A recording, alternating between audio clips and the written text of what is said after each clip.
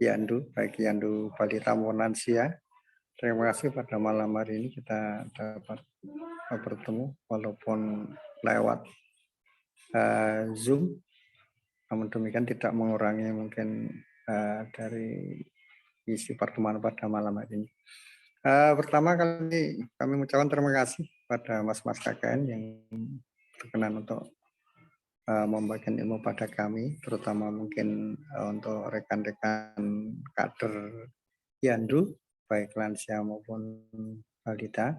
Mungkin ilmu yang dibagikan dapat bermanfaat bagi kami, agar kami lebih bisa berbagi dengan tenaga mungkin ilmu yang diberikan dari Mas KKN, dan kami terima kasih sekali juga pada ibu-ibu kader yang pada malam hari sempat untuk menyempatkan diri untuk ikut pertemuan dengan mas-mas dari KKN UGD di Yogyakarta.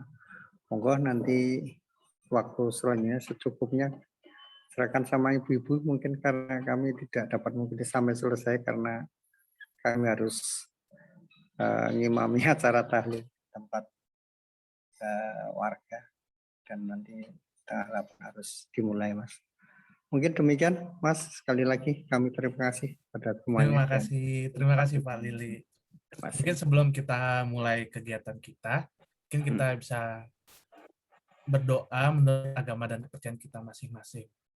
Doa saya persilahkan.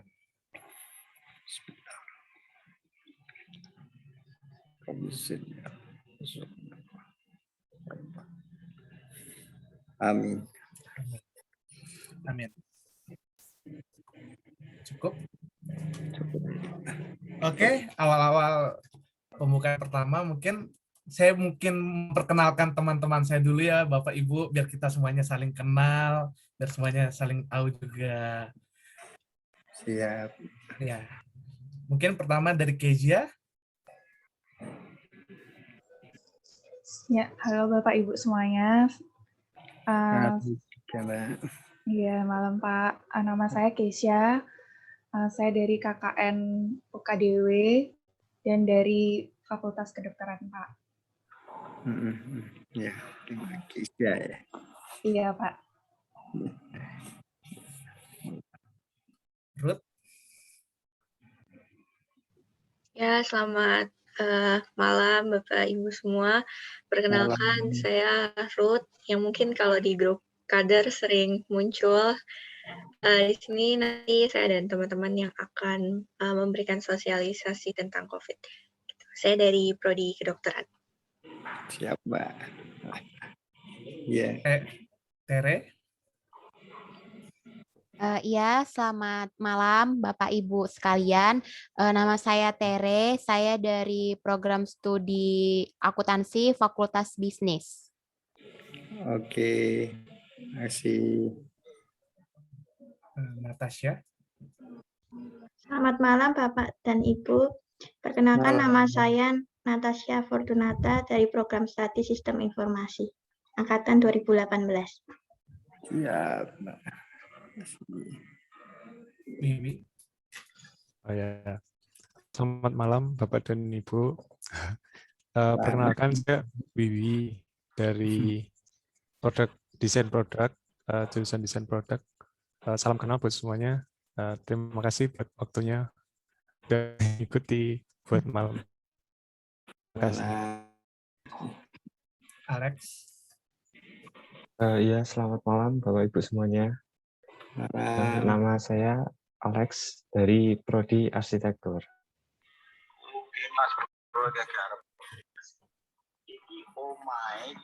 Urdo.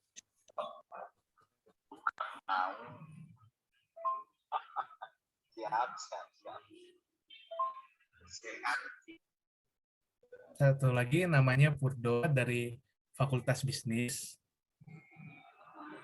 jurusan manajemen.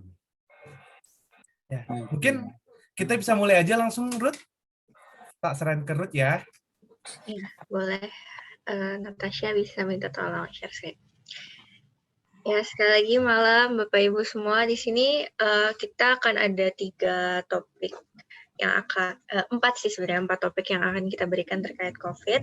Di sini saya akan sosialisasi mengenai COVID-19 nanti dari awal isolasi mandiri sampai nanti pemakaian masker dan informasi terkait hoax yang sering ada di masyarakat gitu. Nanti untuk selanjutnya akan ada tentang vaksin juga, terus akan ada tentang cara pembuatan sabun sama aplikasi kesehatan yang ada yang bisa di-download sama Bapak Ibu untuk digunakan. Gitu. Kita mulai aja untuk sosialisasi saya ya. Bisa di next.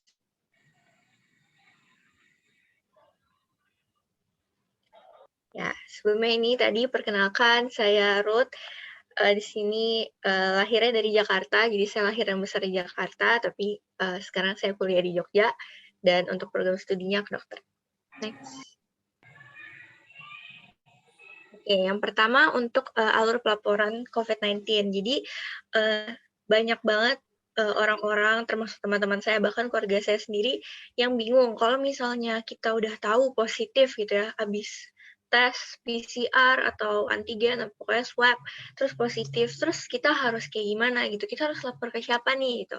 Nah, di sini saya merangkum ada 5 poin alur pelaporan yang bisa dilakukan ketika positif. Yang pertama, kita harus laporan. Jadi kita bisa laporan ke puskesmas, terus ke ketua RT RW atau Satgas COVID yang ada di Dukuh Panjul untuk pengumpulan data. Jadi akan didata sama RT RW atau puskesmasnya itu. Terus yang kedua, kalau misal dibagi menjadi ada tidaknya gejala. Kalau misalnya ibu tidak ada gejala atau gejalanya ringan atau sedang, itu bisa lakukan isolasi mandiri selama 10-14 hari, jadi nggak perlu dirawat di rumah sakit. Tapi kalau misalnya gejalanya berat, itu harus ke fasilitas resmi, jadi nanti bisa minta rujukan dari puskesmasnya, seperti itu. Lalu yang keempat, kalau misalnya sudah melihat dari gejalanya, jangan lupa buat konsultasiin ke dokter mengenai gejalanya. Jadi nanti dokter biasanya akan memberikan obat-obatan sesuai dengan gejalanya. Kalau misalnya batuk, dikasih obat batuk, demam, dikasih obat demam. Nah, karena kondisinya lagi positif, jadi kan kita nggak mungkin bisa keluar untuk cari dokter, atau mungkin terlalu takut untuk ke dokter buat konsultasiin masalah ini. Nah, makanya nanti teman saya Joel akan memberikan informasi tentang aplikasi kesehatan atau namanya digital health. Jadi aplikasi kesehatan di mana Bapak Ibu bisa konsultasi ke dokter tapi di rumah. Jadi cuma pakai HP, cuma tinggal download aplikasinya, terus kita ceritain keluhannya, nanti dokternya akan bisa kasih resep atau kasih rujukan segala macam gitu. Nah, yang terakhir, ini yang penting untuk informasikan ke semua yang pernah berkontak dekat setidaknya 2 minggu terakhir. Jadi kalau misalnya udah positif, kita juga harus informasiin ke orang-orang yang sempat ketemu sama kita, supaya mereka bisa screening dan bisa isolasi mandiri. Seperti itu. Ya, mungkin bisa di next.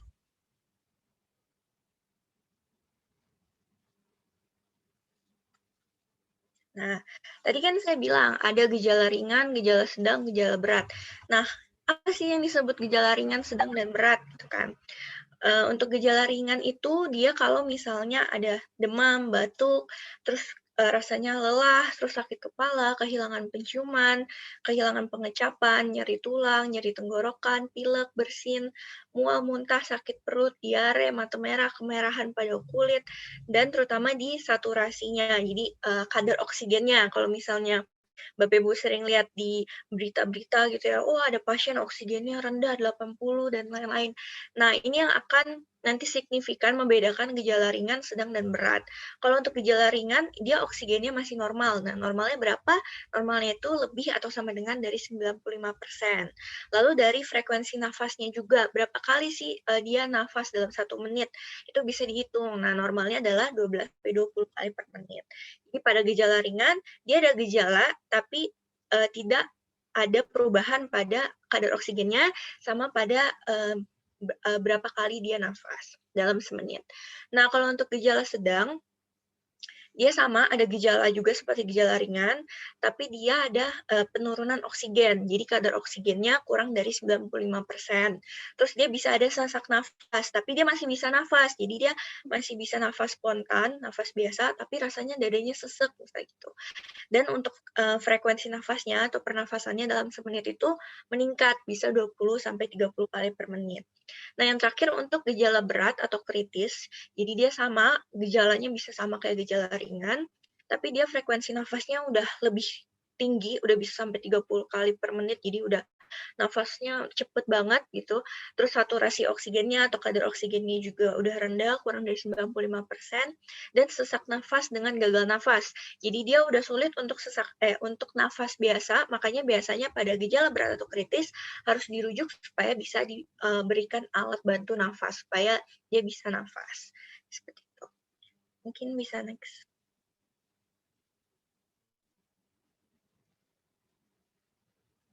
Nah, selanjutnya, kalau itu kan tadi untuk orang yang positif, jadi yang sudah tes dan sudah dinyatakan positif COVID-19. Kalau misalnya orang yang habis kontak erat gitu, misalnya ada keluarga, teman kantor, teman kerja yang positif COVID-19, nah kita nih sempat kontak gitu, apa yang harus kita lakukan? Yang pertama, lakukan tes antigen atau swab PCR atau PCR pada hari ke-5-7. Nah, ini yang saya baca di berita banyak banget orang-orang yang salah. Kalau misalnya habis kontak, udah ketahuan kontak, dia langsung swab. Padahal sebenarnya belum ketahuan. Jadi walaupun kemarin kita habis kontak, terus hari ini kita langsung swab, itu pasti hasilnya kemungkinan besar masih negatif. Karena si virus itu masih membutuhkan waktu sampai akhirnya terdeteksi oleh alatnya. Jadi kalau misalnya habis kontak erat, isolasi mandiri dulu sambil nunggu hasil waktu untuk swab-nya gitu. Jadi nanti pada hari ke-5 sampai hari ke-7 baru bisa dilakukan swab untuk lihat hasilnya positif atau negatif. Nah, terus yang kedua tetap lakukan isolasi mandiri selama 14 hari dan pantau ada tidaknya gejala. Jadi nanti selama isolasi mandiri bisa dicek suhunya, kemudian kalau punya alat untuk mengecek kadar oksigen bisa dicek kadar oksigennya berapa, seperti itu. Sambil pantau ada batuk nggak, ada pilek, atau hilang penciuman, dan lainnya. Terus yang ketiga, karena masih dalam konteks isolasi mandiri, jadi jangan berbagi makanan atau alat makan, alat minum, dan pakaian. Jadi harus dipisah untuk alat makannya si pasien, alat makannya atau keluarga dengan si orang yang kontak erat. Lalu yang keempat, tetap memakai masker dan mencuci tangan dengan sabun dan makan seimbang dan bergizi. Jadi tetap karena kita masih nggak tahu kan ini yang kontak erat positif atau negatif gitu. Jadi tetap proteksi diri dan keluarga. Jadi baik pasien maupun keluarga yang merawat yang tinggal satu rumah harus tetap pakai masker sama sering cuci tangan pakai sabun. Nah, nanti cara cuci tangan yang benar kayak gimana nanti bakal diajarin di sesi berikutnya gitu ya. Sama makan yang seimbang. Ya.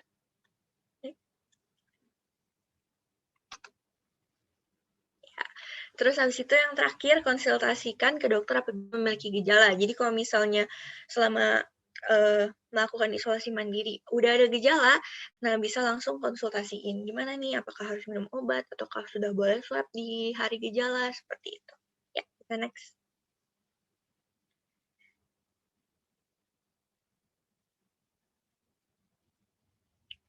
Nah, lalu apakah kalau misalnya kita cuman lewat gitu ya, misal sapa-sapaan di jalan ketemu gitu ya.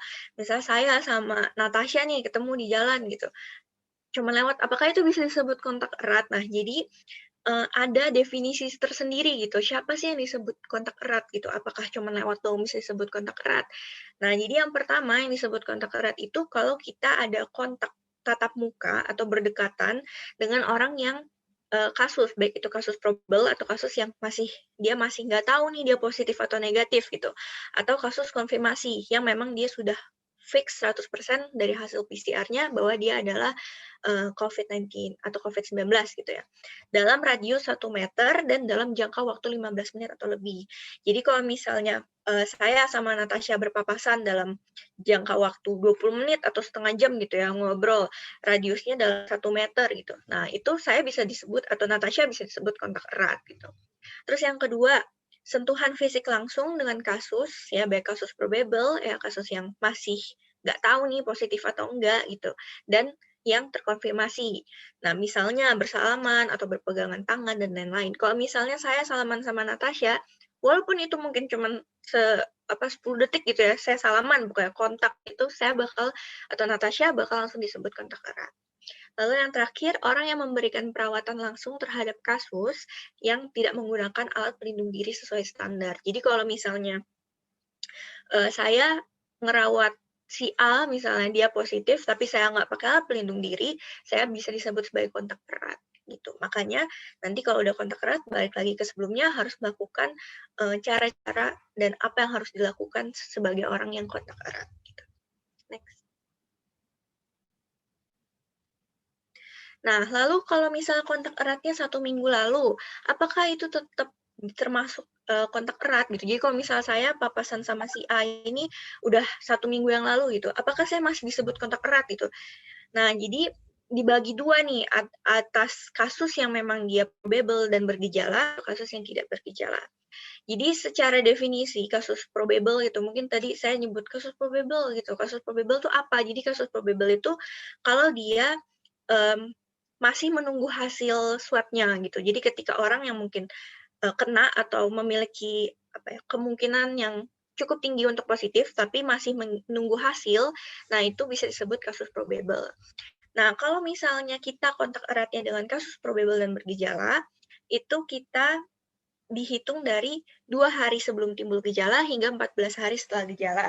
Nah, jadi contohnya, kalau misalnya hari ini saya ketemu kalau misalnya hari ini si A timbul gejala, gitu. Nah, kalau misalnya dari jangka waktu 2 hari sebelum hari ini, jadi dari kemarin lusa sampai 2 minggu kemudian itu ada ketemu sama orang itu akan disebut kontak erat gitu. Jadi dihitungnya dari gejala. Kalau hari ini timbul gejala, dari kemarin lusa sampai 2 minggu ke depan, orang yang ketemu sama si A akan disebut sebagai kontak erat. Nah, lalu yang kedua, kalau misalnya dia masuknya kasus tidak bergejala, itu dihitungnya dari hasil tes swab-nya. Jadi bukan dari gejalanya, karena dia nggak ada gejala kan, kita nggak bisa nentuin nih, maka tentuin dari swab-nya. Kalau hari ini si A swab, lalu hasilnya positif, berarti dari 2 hari atau 2 hari kemarin sampai 2 minggu ke depan dia kontak sama orang itu akan disebut kontak erat. Gitu. Ya, bisa di next. Nah, lalu berapa lama sih isolasi mandiri gitu? Baik yang kontak erat maupun yang dia memang sudah terkonfirmasi positif COVID-19. Nah, untuk kontak erat, dia itu disarankan isolasi mandiri selama 14 hari sambil memantau ada tidaknya gejala. Kalau misalnya nanti selama 14 hari dia tidak ada gejala, dia boleh selesaikan isolasi mandirinya. Nah, kalau untuk yang konfirmasi, dibagi menjadi 2, yang gejala dan tidak gejala. Kalau yang tidak gejala, dia bisa lakukan isolasi 10 hari, selama 10 hari sejak konfirmasi. Jadi sejak dinyatakan, oke, kamu positif dari hasil swab-nya, ya 10 hari ke depan dia akan melakukan isolasi mandiri. Nah, tapi kalau misalnya untuk yang bergejala, dilihat dari hari pertama sejak gejala. Nah, ini banyak orang yang sering salah. Saya sendiri pun juga sering salah nih yang bagian gejala. Jadi kalau misalnya si A ini udah isolasi mandiri selama 5 hari. Nah, terus pas hari ke-6, dia ada gejala. Nah, hari ke-6 itu akan dihitung hari pertama. Jadi 5 hari pertama yang dia nggak ada gejala itu tidak dihitung sebagai 10 hari. Tapi dari hari ke-6, dia akan melakukan 10 hari lagi isolasi mandiri. Gitu. Nah, tapi untuk yang bergejala ini, selain 10 hari, dilihat juga dari ada tidaknya gejala. Jadi pokoknya 10 hari sejak dia timbul gejala, ditambah 3 hari dia bebas gejala. Jadi kalau misalnya si A udah isolasi mandiri 10 hari, hari ke-11 dia masih ada gejala, dia masih tetap harus isolasi mandiri. Sampai misalnya hari ke-15 dia udah nggak ada gejala nih, hari ke-14 masih ada gejala, hari ke-15 dia udah hilang gejalanya, udah sembuh, dia harus terhitung 3 hari bebas gejala. Jadi hari ke-15, oh dia nggak ada gejala. Hari ke-16 nggak ada gejala. Hari ke-17 nggak ada gejala. Berarti dia udah 3 hari bebas gejala, dia udah boleh selesai isolasi mandiri. Gitu. Ya, jadi next.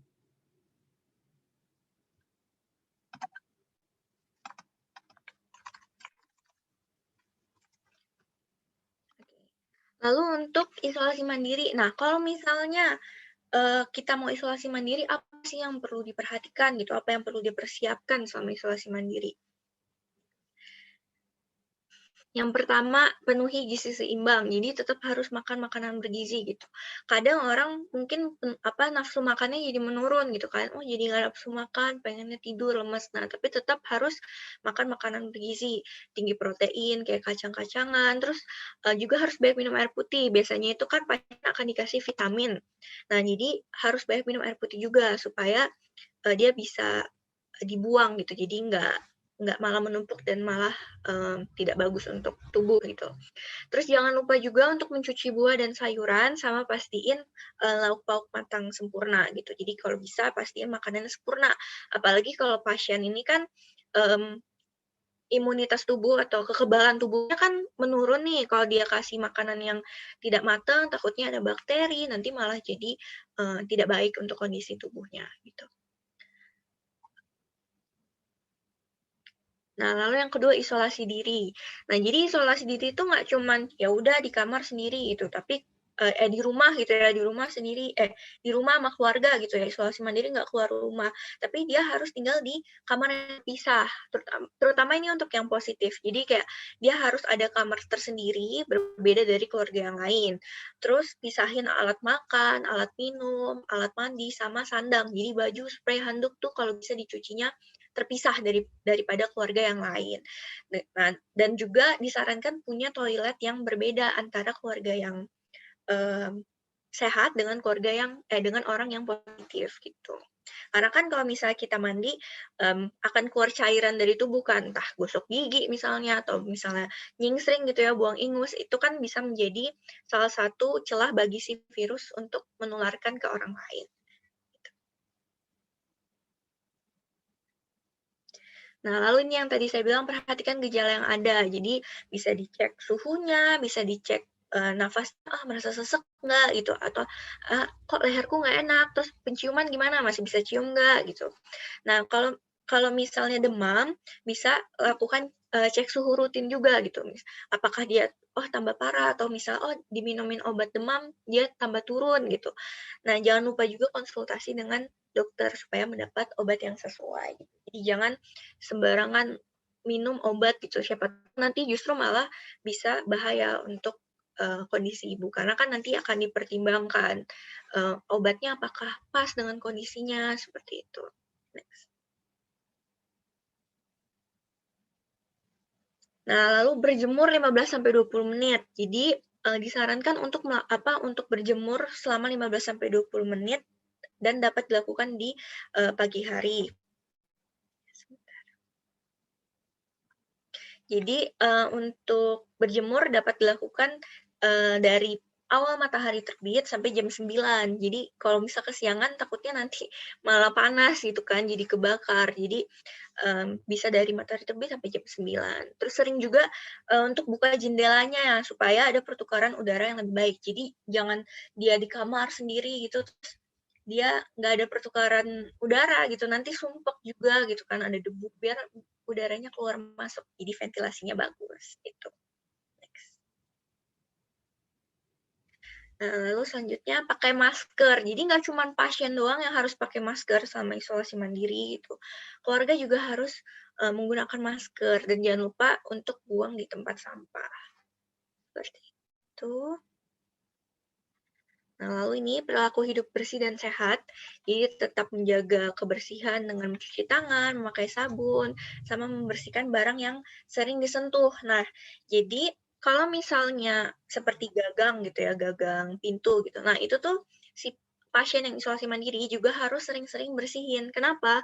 Karena kalau misalnya hari pertama nih, wah virusnya lagi tinggi banget gitu ya, lagi masih tinggi lah untuk bisa menularkan gitu ya. lalu dia nggak bersihin. Di hari kelima, oh udah turun nih virusnya, jadi badan udah mulai enak gitu misalnya. Lalu dia pegang lagi itu gagangnya, masuk lagi ke badan, jadi meningkat lagi gitu virusnya. Jadi dia malah bisa menginfeksi lagi gitu. Makanya harus sering-sering bersih-bersih. Ya bersihin barang yang sering dipegang, misalnya gagang, terus HP juga ya Bapak Ibu harus sering dibersihin gitu. Terus juga kayak alat tidur ya, bantal gitu, guling juga harus dibersihin juga selain dari si virus itu juga dari debu gitu kan. Gitu. Dah, next. Nah, lalu yang terakhir hubungi fasilitas kesehatan. Jadi kalau misalnya tadi ada gejala atau gejalanya memberat atau dia malah jadi ada sesak nafas, terus dadanya kok kayak tertekan gitu atau nyeri gitu atau kok jadi nggak bisa bergerak atau bicara. Nah, itu segera hubungi fasilitas kesehatan.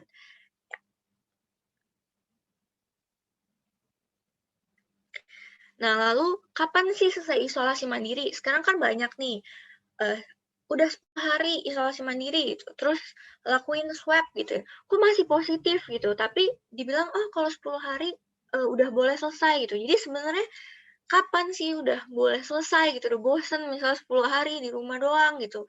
Nah, jadi dibagi lagi, kita lihat lagi berdasarkan gejala atau enggak. Kalau misalnya dia nggak ada gejala, terus dia kayak, nggak mau lakuin swab lah gitu, sakit misalnya hidungnya disodok-sodok gitu, udah pokoknya nggak ada gejala, udah isolasi mandiri nih 14 hari misalnya gitu, terus 10 hari gitu.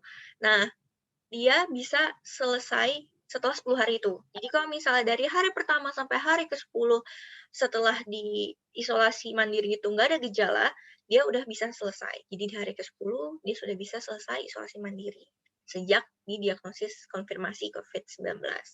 Kalau misalnya ada gejala dan dia juga nggak mau ngelakuin PCR, pokoknya nggak mau PCR gitu, apalagi mahal gitu, udah pokoknya isolasi mandiri aja 10 hari gitu. Nah, dia bisa dikatakan selesai kalau misalnya setelah 10 hari isolasi mandiri ditambah minimal 3 hari tanpa gejala. Jadi ini yang tadi saya bilang, 10 hari isolasi mandiri, terus ternyata di hari ke-11 masih ada gejala, dia harus isolasi mandiri lagi sampai dia udah nggak ada gejala. Di hari ke-15 misalnya, di hari ke-15 si A udah nggak ada gejala, hari ke-16 nggak ada gejala, hari ke-17 juga nggak ada gejala, berarti udah 3 hari kan, 3 hari bebas gejala, boleh selesai isolasi mandiri. Gitu. Lalu yang terakhir, kalau dia kasusnya gejala dan dia swab gitu.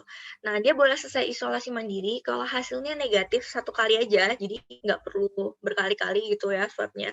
1 kali dia swab negatif ditambah minimal 3 hari tanpa gejala. Itu untuk yang gejala sebenarnya patokannya adalah di ada tidaknya gejala. Maksudnya di berhentinya gejala gitu.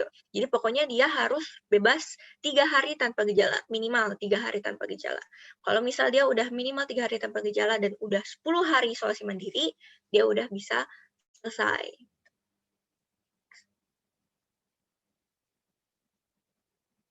Nah, lalu selanjutnya itu seputar COVID-19 ya, COVID-19 dari isolasi mandiri, kontak erat, alur.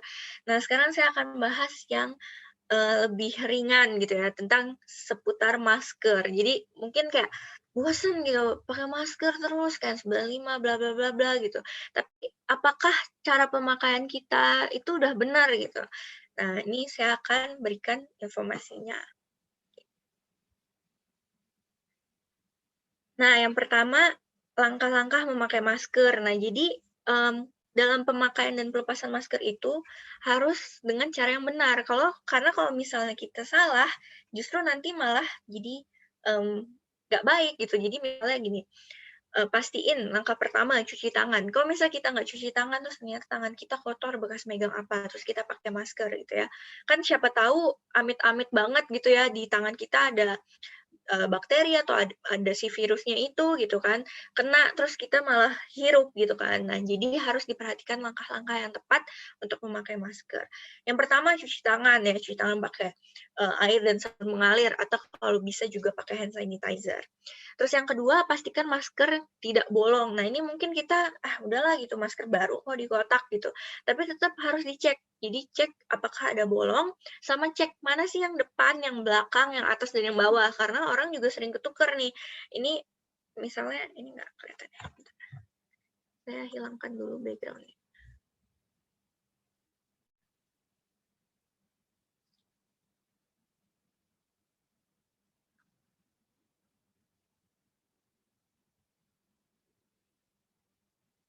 Nah nih, jadi orang tuh sering kebalik antara bagian depan sama bagian belakang. Bahkan ini di kamera nggak kelihatan jelas ya. Bagian yang lebih berwarna dan yang tidak. Jadi pokoknya yang ada warnanya, baik itu hijau, biru, pink, nah, kalau hitam mungkin nggak terlalu kelihatan ya. Itu pokoknya bagian depan adalah bagian yang berwarna. Sedangkan bagian belakang itu adalah yang berwarna putih. Itu. Jadi jangan sampai ketukar. Terus bagian atas bawah, bagian atas pasti ada kawatnya ya. Ini ada kawat yang bisa di pletot-pletot gitu.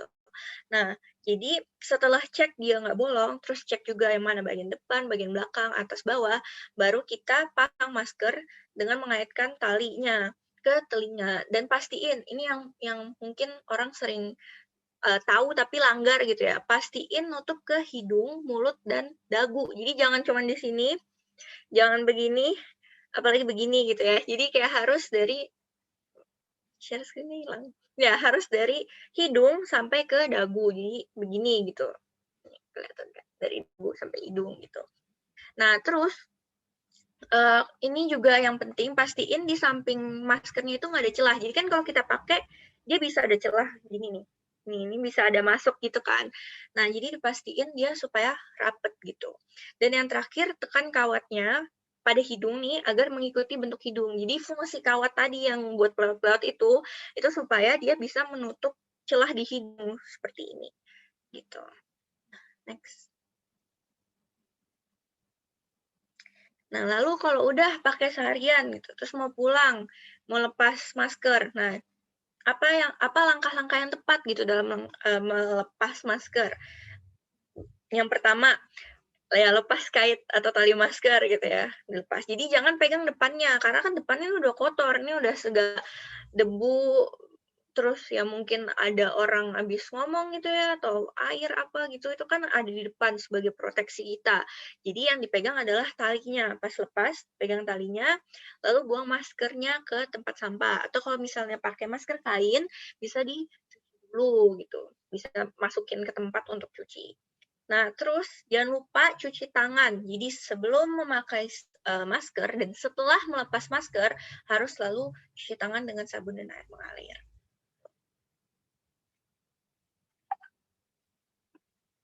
Nah, terus apa sih yang perlu diperhatikan? Jadi kalau misalnya kita udah pakai masker, apa nih poin-poin penting yang mungkin kita sering kelupaan? Yang pertama, selalu cuci tangan setiap kali memegang masker ya. Jadi kalau kesentuh gitu ya, atau misalnya kita benerin gitu ya, hidungnya atau dagunya, nah langsung cuci tangan atau pakai hand sanitizer gitu ya yang dibawa kemana-mana. Nah, terus yang kedua, jangan memakai masker yang ada katupnya seperti di gambar itu. Kan awal-awal tuh seingat saya sempat kayak rame gitu, oh ini masker bagus, ada katupnya gitu. Nah, justru tidak disarankan nih sama WHO karena dia virusnya bisa masuk gitu. Jadi nggak boleh pakai yang katup, tetap pakai yang surgical atau yang masker bedah gitu ya, atau bisa pakai kain dilapisin. Terus yang ketiga, ganti masker kalau udah rusak, kotor atau basah. Jangan, aduh sayang nih gitu baru pakai tapi udah basah gitu.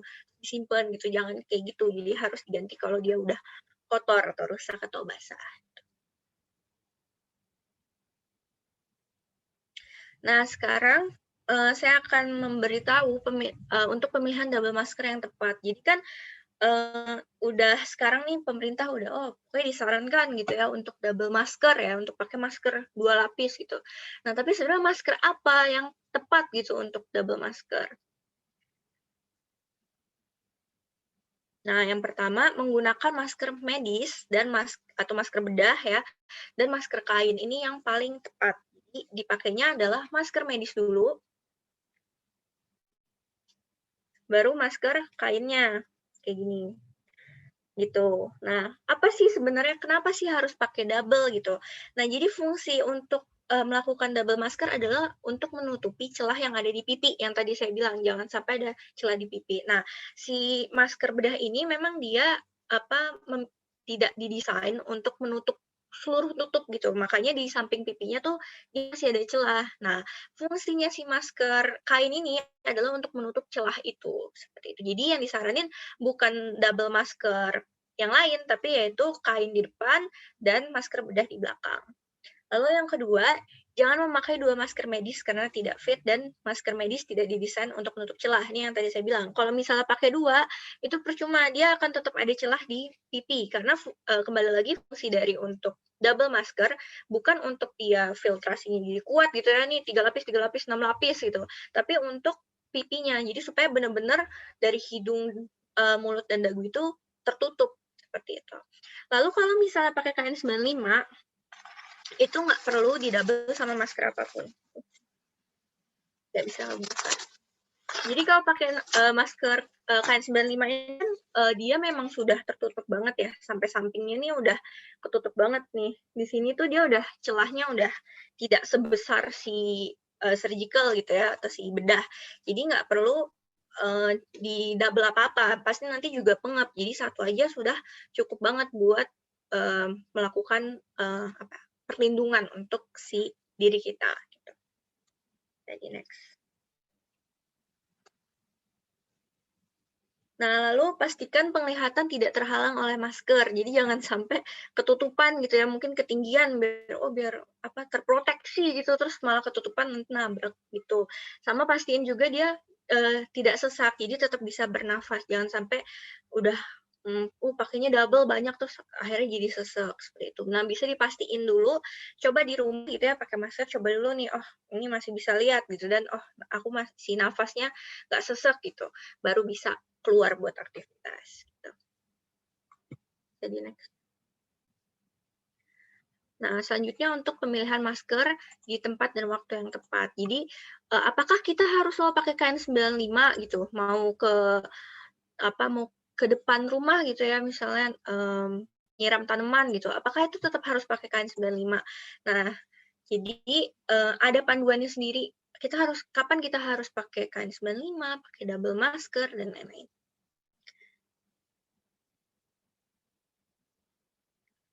Nah, kalau untuk masker kain berlapis, jadi untuk satu masker kain yang 3 lapis yang sesuai panduan atau yang masker medis biasa, itu bisa dipakai saat kita bisa menjaga jarak 1,8 meter dengan orang lain yang tidak tinggal satu rumah dengan kita. Jadi kalau misal masih jauh-jauhan gitu ya, seberang-seberangan nih sama tetangga, jaraknya jauh gitu, cuma mau dada-dada doang, misalnya ngobrol gitu, dari depan gitu, gosip. Nah, pakai aja masker bedah atau masker kain. Gitu. Next. Kalau misalnya pakai yang masker double tadi, yang untuk proteksi celah benar-benar tertutup nih, double bedah dan kain, itu saat kita harus close contact atau kontak dekat, jadi kita nggak bisa jaga jarak 1,8 meter gitu, sama orang yang tidak tinggal satu rumah dengan kita. Misalnya, kalau misalnya kerja di gedung gitu ya, terus habis itu sebelah-sebelahan duduknya, nggak bisa nih kita lakuin social distancing gitu. Nah, kita lebih baik dan lebih aman menggunakan masker double. Terus saat belanja gitu ya, kan belanja rame-rame, ada orang mau ngambil barang, kita nggak bisa, jauh-jauh gitu, 1,8 meter gitu. Nah, kita pakai double masker. Dan ke dokter, kan kalau ke dokter juga kita ngantri gitu ya, nunggu, nah itu pakai masker double. Yang terakhir untuk KN95. Nah, jadi kalau KN95 ini saat kita nggak bisa jaga jarak, plus kita itu nggak bisa jaga jaraknya atau durasinya dalam waktu yang lebih lama, jadi waktu yang panjang. Misalnya pakai transportasi umum gitu ya, pakai pesawat, pakai bus, itu kan kita nggak bisa jaga jarak ya, walaupun diselang-seling gitu, tapi kan tetap deket nih. Nah, disarankan pakai si KN95. Terus kalau misalnya kita menjaga pasien yang terkena COVID-19 gitu, misalnya kita ngerawat nih, walaupun kita cuma kasih makan di depan pintu gitu ya, lebih baik kalau kita pakai pakai KN95 gitu. Nah, terus kerja publik yang memiliki risiko tinggi untuk penularan komunitas, misalnya supir bus atau kasir gitu ya, kan dia kontak dengan banyak orang gitu. Nah, dia lebih aman memakai KN95.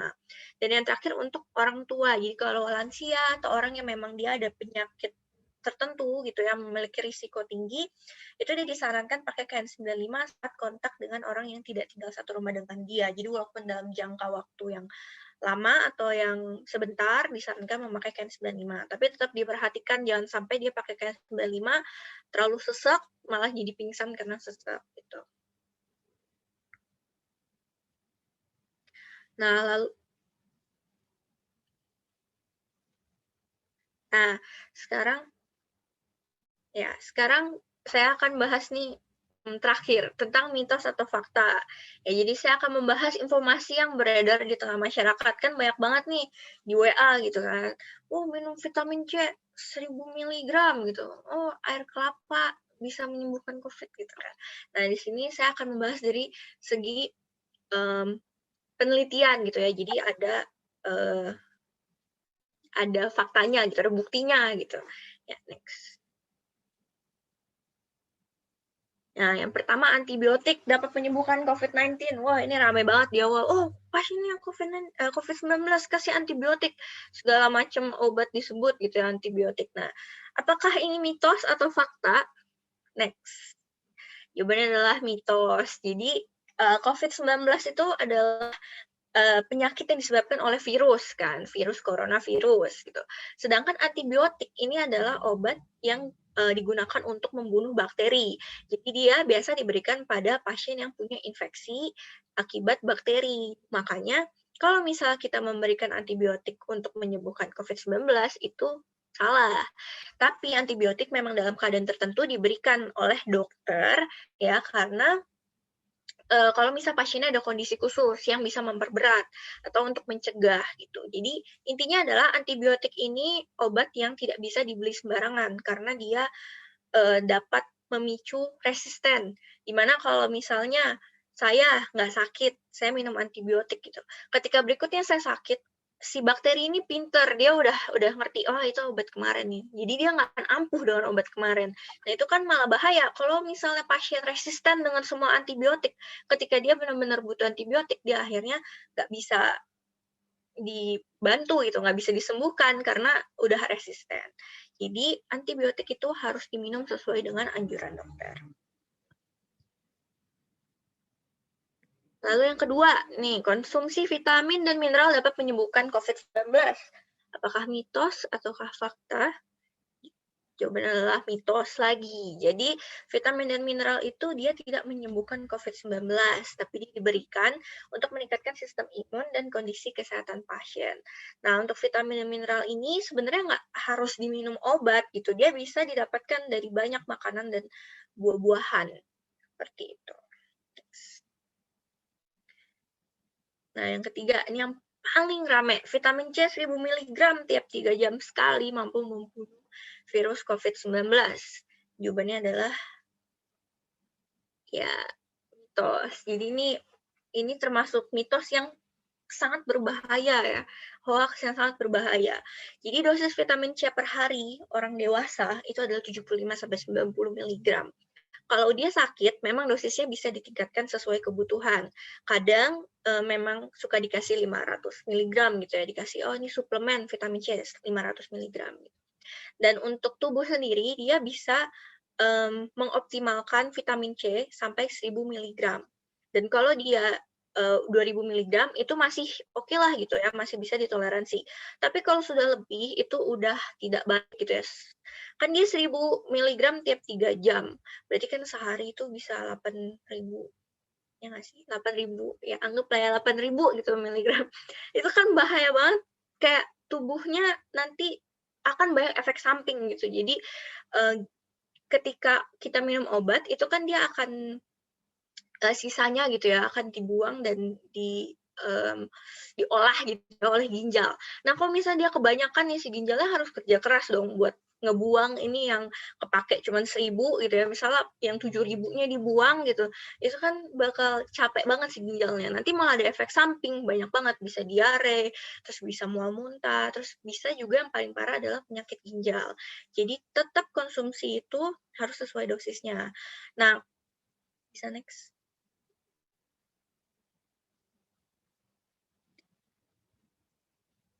Ya, oh ya, ini udah terus vitamin C ini jadi nggak cuma bisa di suplemen seperti yang tadi saya bilang, vitamin dan mineral itu semua ada di makanan-makanan yang kita konsumsi. Nah, vitamin C ada di buah-buahan. Next. Oh sorry, ini saya X salah, maaf. Jadi vitamin C ini benar dia dapat ditemukan di buah-buahan. Jadi kalau misalnya lagi sakit terus pengen konsumsi suplemen vitamin C, harus konsultasiin dulu nih berapa dosisnya gitu kan. Apakah 500 atau 1000, nanti dokter akan pertimbangkan berdasarkan dari kondisinya. Nah, tapi kalau misalnya ibu-ibu nggak mau gitu, nggak mau minum obat, kebanyakan capek gitu.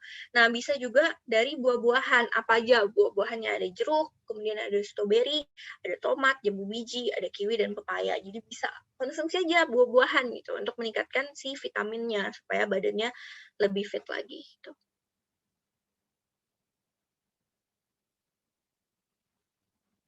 Nah, terus stok dexamethasone atau obat radang untuk pasien COVID-19. Jadi tuh yang saya lihat banyak list gitu ya, wah obat-obat yang bisa menyembuhkan COVID-19 gitu. Salah satunya, kita harus stok dexamethasone supaya pasien sembuh gitu. Nah, apakah sebenarnya boleh stok dexamethasone gitu? Jawabannya adalah tidak boleh. Jadi jawabannya adalah mitos ya. Dexamethasone atau obat kortikosteroid namanya, itu adalah obat anti radang yang sering digunakan untuk sakit tenggorokan. Jadi memang dia untuk orang sakit batuk gitu tuh bisa dikasih dexamethasone. Tapi perlu diingat, namanya obat itu pasti ada efek sampingnya, apalagi kalau mengkonsumsi tanpa indikasi yang tepat. Jadi tetap harus konsultasiin dulu apakah memang boleh saya mengkonsumsi obat dexamethasone. Gitu. Next. Nah, ini yang terakhir, obat ivermectin atau obat cacing dapat menyembuhkan COVID-19. Ini yang paling terbaru juga nih yang sering, sakit COVID, kasih aja obat cacing gitu ya. Apa benar? Jawabannya juga mitos. Jadi memang penggunaan obat cacing ini masih dalam penelitian. Jadi untuk pemberian obat ini masih hanya diberikan pada pasien yang dalam uji klinis gitu. Jadi kalau misalnya menentukan obat ini bisa menyembuhkan atau tidak, itu di bidang kedokteran dibutuhkan penelitian. Jadi butuh ada faktanya atau buktinya menyatakan bahwa dia memang ampuh atau tidak. Nah, jadi dia ini belum bisa gitu kita konsumsi sembarangan karena dia masih dalam proses uji gitu ya, uji klinis gitu. Apakah benar dia bisa menyembuhkan atau memang mungkin ya kebetulan aja pasiennya emang sehat gitu. Jadi jangan konsumsi obat cacing sembarangan kalau misalnya nggak cacingan gitu. Ya, next.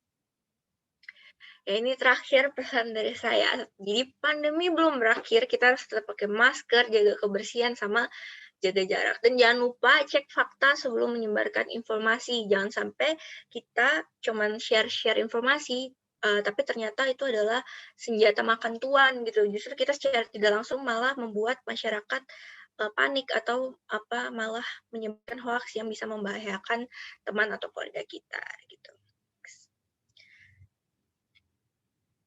Ya, ini untuk referensi saya. Terima kasih. Sepertinya sudah ya.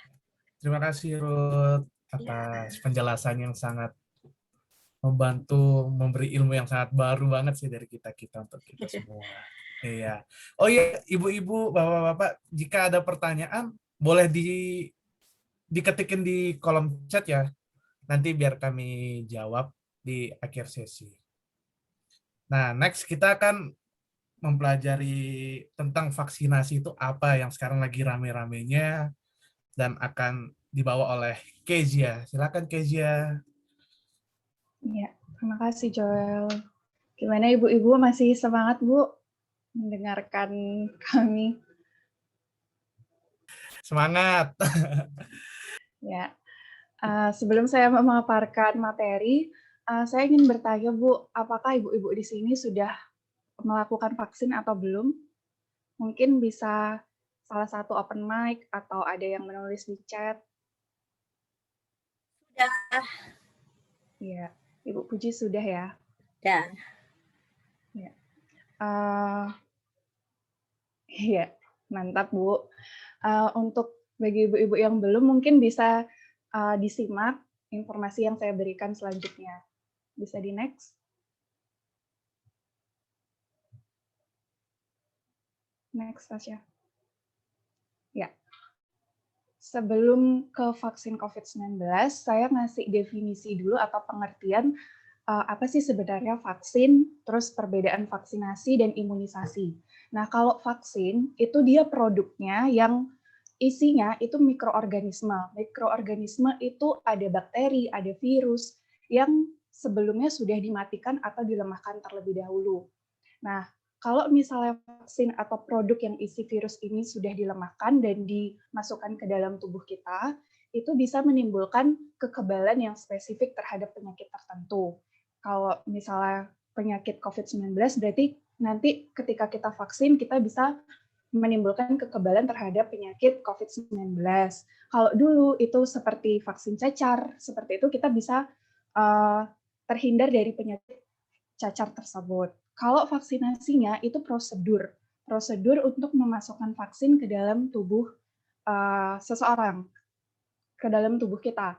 Sedangkan kalau imunisasi itu proses di mana membuat tubuh manusia itu terlindung dari suatu penyakit melalui yang namanya proses vaksinasi tadi. Nah, sampai sini pengertian dari vaksin, vaksinasi, dan imunisasi saya harap sudah jelas ya Bu ya. Selanjutnya, nah untuk cara kerja vaksin sendiri secara umum, pertama vaksin yang berisi virus yang sudah dilemahkan. Next, lanjut lagi. Ya, nah vaksin yang berisi virus yang sudah dilemahkan tadi, ketika disuntikan dalam tubuh kita, itu tidak akan menimbulkan penyakit di dalam tubuh kita. Karena apa? Karena virusnya sudah dilemahkan terlebih dahulu sebelum dimasukkan ke dalam tubuh kita. Malah virus yang tadi dilemahkan itu malah mendorong tubuh kita untuk membentuk kekebalan spesifik atau antibodi, sehingga tubuh kita ini bisa mengingat virus yang tadi, terus tubuh kita ini udah tahu cara untuk melawan virus itu kayak gimana. Gitu. Nah, next, lanjut lagi. Ya, nah apabila di kemudian hari virus yang sama itu, virus yang tadi masuk ke dalam tubuh kita itu sudah datang kembali, maka tubuh kita itu nanti sudah mengenali virus yang tadi. Karena udah disuntikan vaksin yang isinya virus yang sama dengan virus yang hidup ini. Nah, ketika kita terpapar virus atau bakteri yang sama, tubuh kita ini udah kenal terhadap virus tersebut dan tubuh kita udah tahu cara untuk melawan virus itu kayak gimana. Gitu. Nah, lanjut. Nah, gimana dengan vaksin COVID-19? Nah, sama saja vaksin COVID-19 ini juga bermanfaat untuk melindungi tubuh kita dari penyakit COVID-19. Sehingga ketika kita sudah divaksin, kita ini tidak mudah sakit atau hanya mengalami gejala penyakit yang ringan saja. Nah, untuk pemberian vaksin bertujuan untuk yang pertama mengurangi penularan terhadap penyakit COVID-19. Yang kedua, bertujuan untuk menurunkan angka kesakitan dan kematian akibat penyakit COVID-19, di mana di berita-berita sudah kita ketahui berapa banyak orang yang sakit, kemudian berapa banyak orang yang meninggal, itu sudah banyak sekali di Indonesia angkanya yang sudah tertera di berita-berita. Nah, untuk itu tujuan vaksin salah satunya adalah menurunkan angka kesakitan dan kematian. Terus untuk yang ketiga, mencapai kekebalan kelompok. Mungkin ibu-ibu bertanya apa sih kekebalan kelompok, nanti akan saya bahas.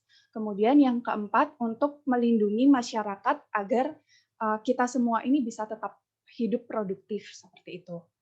Next. Ya, kekebalan kelompok atau kita biasa sebut herd immunity kalau di berita-berita itu apa sih gitu.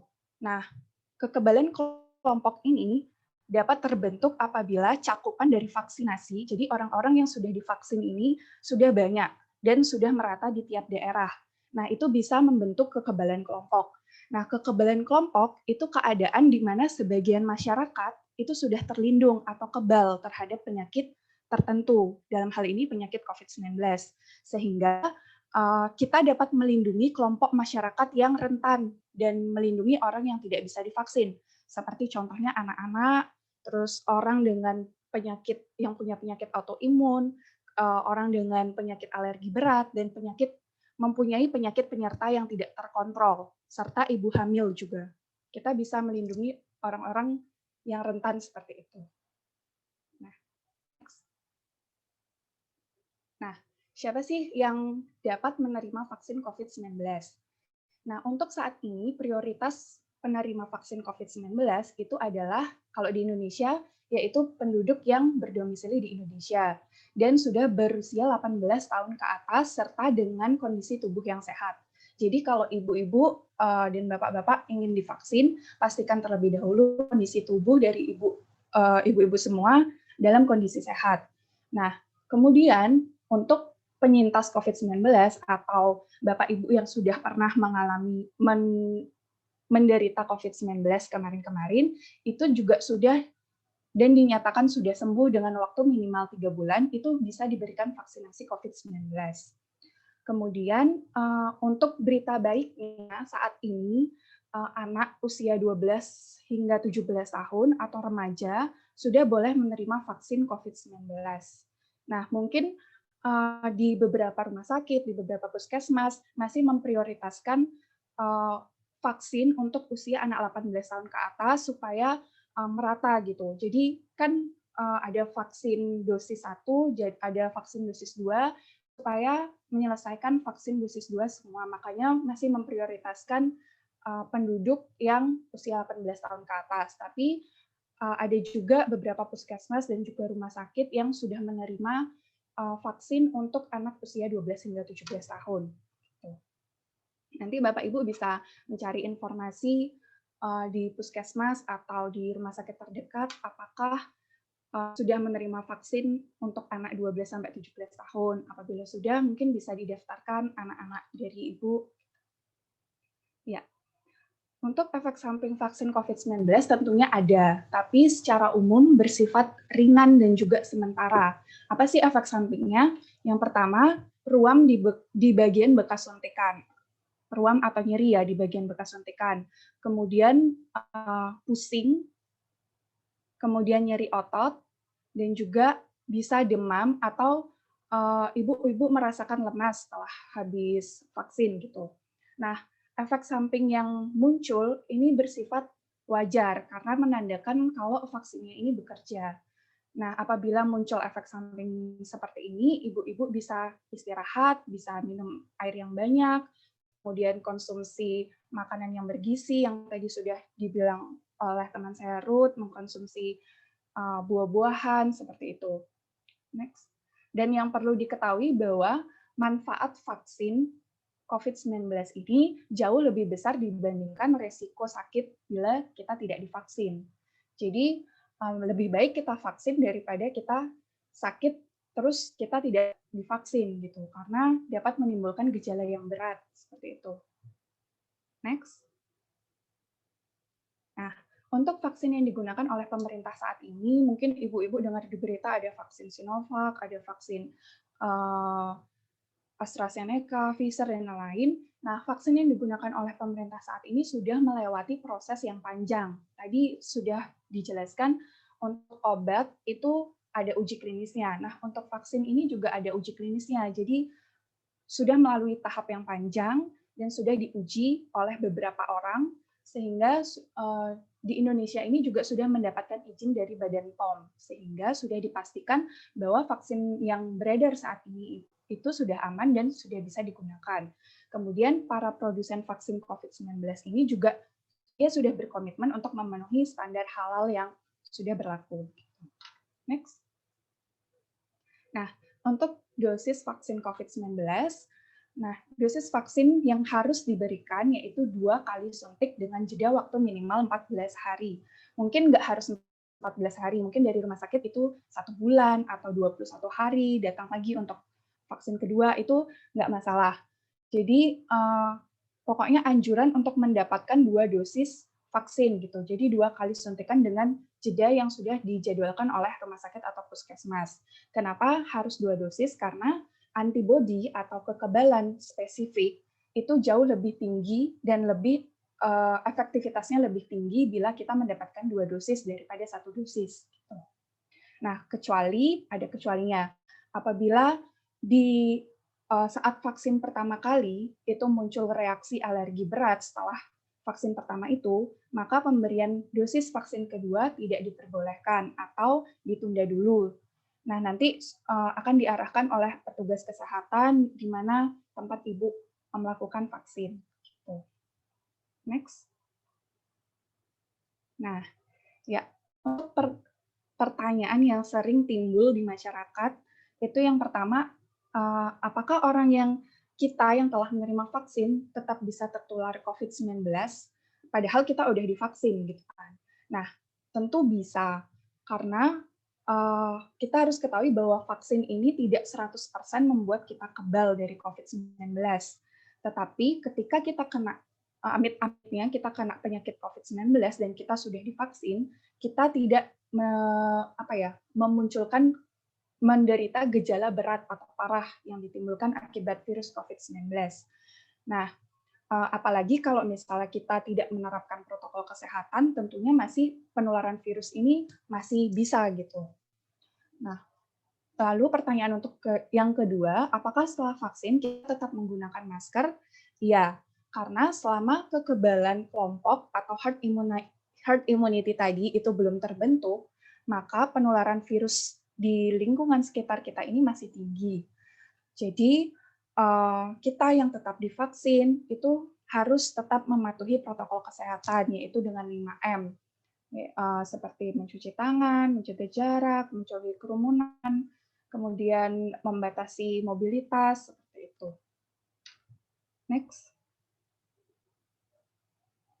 Ya, sekian presentasi dari saya. Mungkin ada satu video yang bisa ibu-ibu tonton agar lebih mempermudah apa yang sudah saya jelaskan tadi.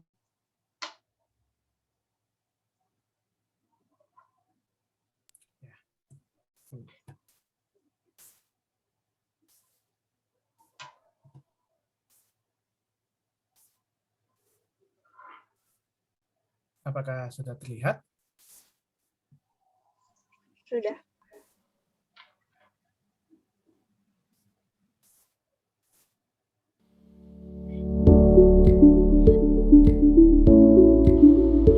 Halo Bapak, Ibu, dan teman-teman semua. Perkenalkan, saya Kecia dari mahasiswa kedokteran UKDW dan juga kelompok KKN 19. Pada kesempatan kali ini, saya akan memberikan informasi terkait vaksin COVID-19. Sebelumnya, apa itu vaksin? Vaksin adalah suatu produk yang berisi mikroorganisme yang tentunya sudah dimatikan atau dilemahkan terlebih dahulu, ataupun bagian tertentu dari mikroorganisme yang sudah diolah sedemikian rupa, sehingga bila diberikan kepada seseorang dapat menimbulkan kekebalan terhadap penyakit tertentu.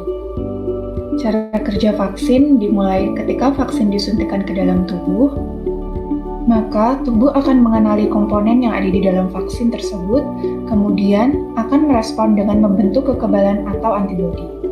Apabila di masa mendatang seseorang terpapar virus yang sama, maka tubuh sudah mengenali virus tersebut dan tahu cara untuk melawannya.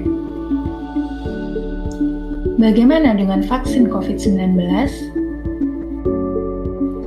Vaksin COVID-19 juga bermanfaat untuk melindungi tubuh kita dari penyakit COVID-19 dengan mendorong pembentukan kekebalan di dalam tubuh, sehingga seseorang tidak mudah sakit atau hanya mengalami gejala sakit yang ringan.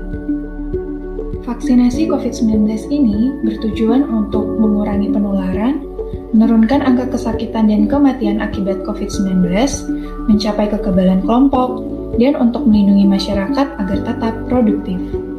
Kekebalan kelompok atau disebut dengan herd immunity dapat dicapai bila cakupan vaksinasi sudah merata dan cukup banyak orang dalam masyarakat yang sudah divaksin. Kekebalan kelompok ini akan mengurangi penyebaran virus dan melindungi diri kita serta melindungi orang-orang yang tidak bisa divaksin seperti anak-anak, lalu orang yang memiliki riwayat penyakit autoimun, dan orang yang memiliki penyakit penyerta yang tidak terkontrol. Saat ini, penerima vaksin COVID-19 diutamakan kepada penduduk yang berdomisili di Indonesia yang sudah berusia 18 tahun ke atas dan dengan kondisi tubuh yang sehat. Bagi penyintas COVID-19 yang sudah dinyatakan sembuh dalam waktu minimal 3 bulan, maka sudah bisa mendapatkan vaksinasi COVID-19.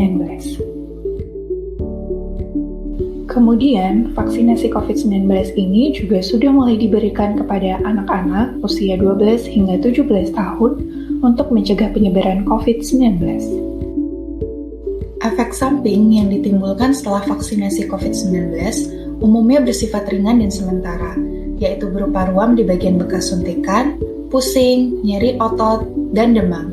Efek samping ini bergantung pada kondisi tubuh masing-masing orang dan merupakan hal yang wajar karena menandakan bahwa vaksinnya bekerja, namun tetap harus kita perhatikan.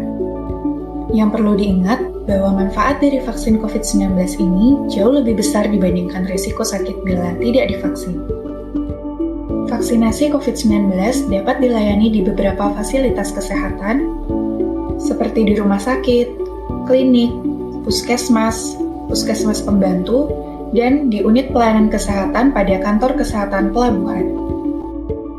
Sedangkan untuk vaksinasi pada anak usia 12 hingga 17 tahun dapat dilayani di fasilitas kesehatan atau di sekolah, madrasah, pesantren yang sudah berkoordinasi dengan dinas pendidikan atau kantor wilayah setempat. Apakah orang yang telah menerima vaksin masih bisa tertular COVID-19?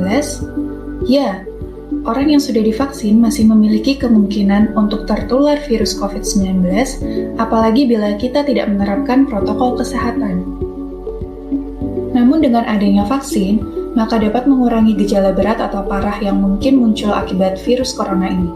Kemudian, selama cakupan vaksinasi belum luas dan kekebalan kelompok belum terbentuk, maka penularan virus masih tinggi.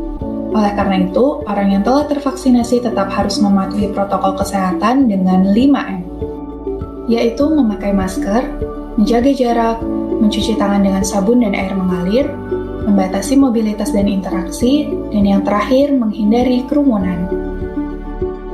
Saya mengajak Bapak, Ibu, dan teman-teman semua untuk berani melakukan vaksinasi dan tetap mentaati protokol kesehatan, agar kita, keluarga kita, dan negeri ini terlindungi.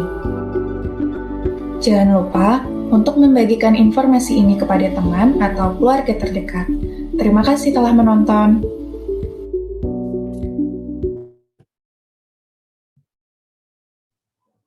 Ya, jadi Bapak Ibu nggak perlu takut divaksin, jadi aman.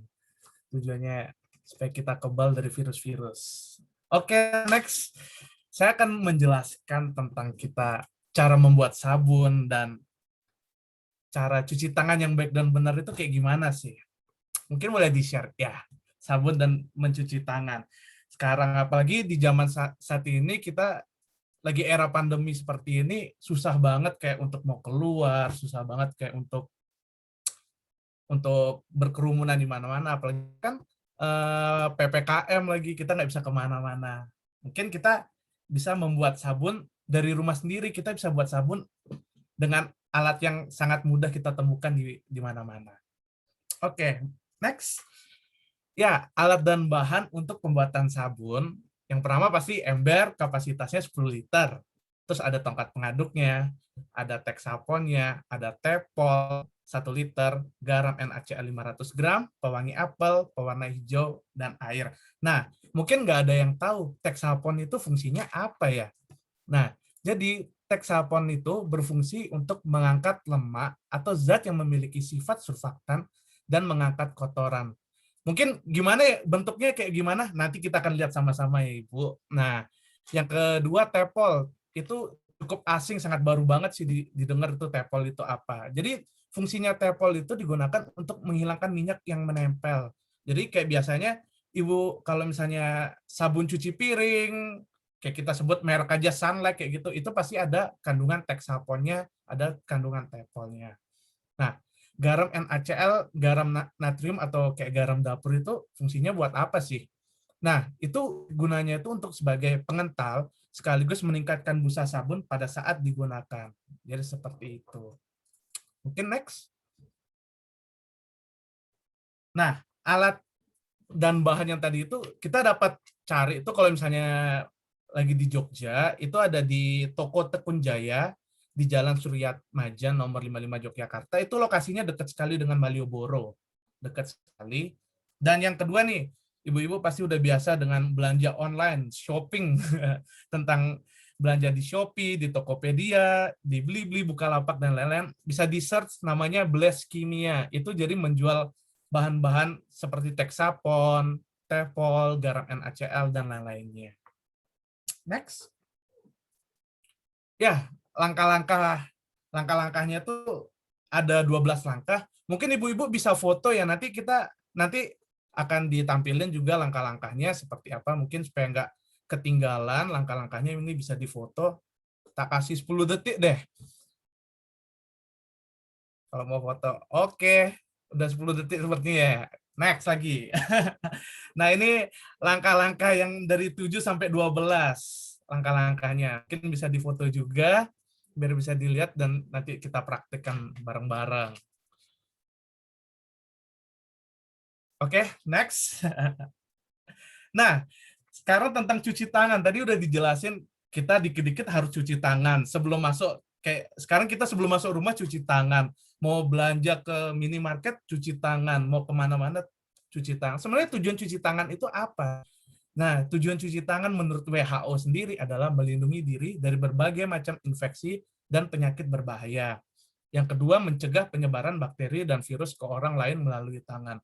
Kan tangan kita ini selalu dikit-dikit suka sentuh tembok, mungkin ada yang kita pegang kendaraan bermotor, kita pegang stang motor, atau banyak hal yang kita pegang tangan kita, pergi kalau usil sekali lagi tangan ini, jadi banyak sekali kita pegang. Jadi tujuannya mencuci tangan untuk mencegah penyebaran bakteri dan virus ke orang lain melalui tangan. Seperti itu. Next. Nah, ini dia, Bu. Mari kita lihat bersama-sama demo membuat sabun cuci tangan dan cara cuci tangan yang benar.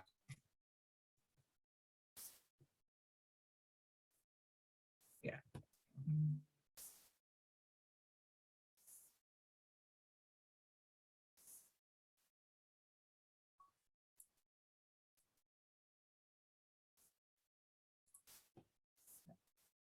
Share screen. Ya. Sudah terlihat?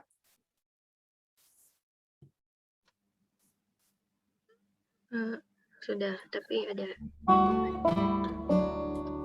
Halo semuanya, perkenalkan nama saya Joel Aditon Wijaya. Dalam video ini, saya akan memberikan tutorial cara pembuatan sabun tangan cair. Yuk mari kita coba bersama-sama. Langkah pertama, siapkan alat dan bahan untuk pembuatan sabun.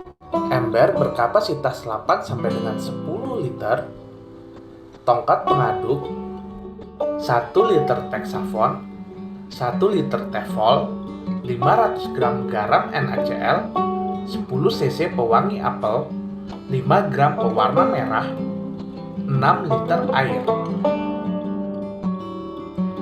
Langkah kedua, tuangkan 1 liter Texafon ke dalam ember dan aduk terus hingga warna berubah menjadi putih kepekatan.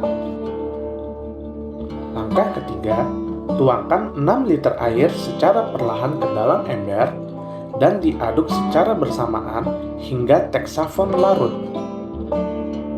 Langkah keempat, setelah air cukup berbuih, masukkan 500 gram garam NaCl ke dalam ember dan diaduk secara bersamaan hingga adonan sabun terasa mengental dan tidak terlihat gumpalan di dalam adonan sabun. Langkah kelima, tuangkan 1 liter Tefol ke dalam ember dan diaduk secara bersamaan hingga adonan sabun berbuih cukup banyak. Langkah keenam, tuangkan 10 cc pewangi apel ke dalam ember dan diaduk secara bersamaan hingga merata. Langkah ketujuh, masukkan 5 gram pewarna merah dan diaduk secara bersamaan hingga warna tercampur secara merata. Aduk adonan selama 10 menit untuk memastikan semua bahan telah larut secara merata. Setelah semua langkah selesai, simpan adonan sabun di tempat yang kering, jauhkan dari sinar matahari langsung atau tempat yang lembab, dan dibiarkan semalaman agar ampas adonan sabun dapat mengendap di bawah.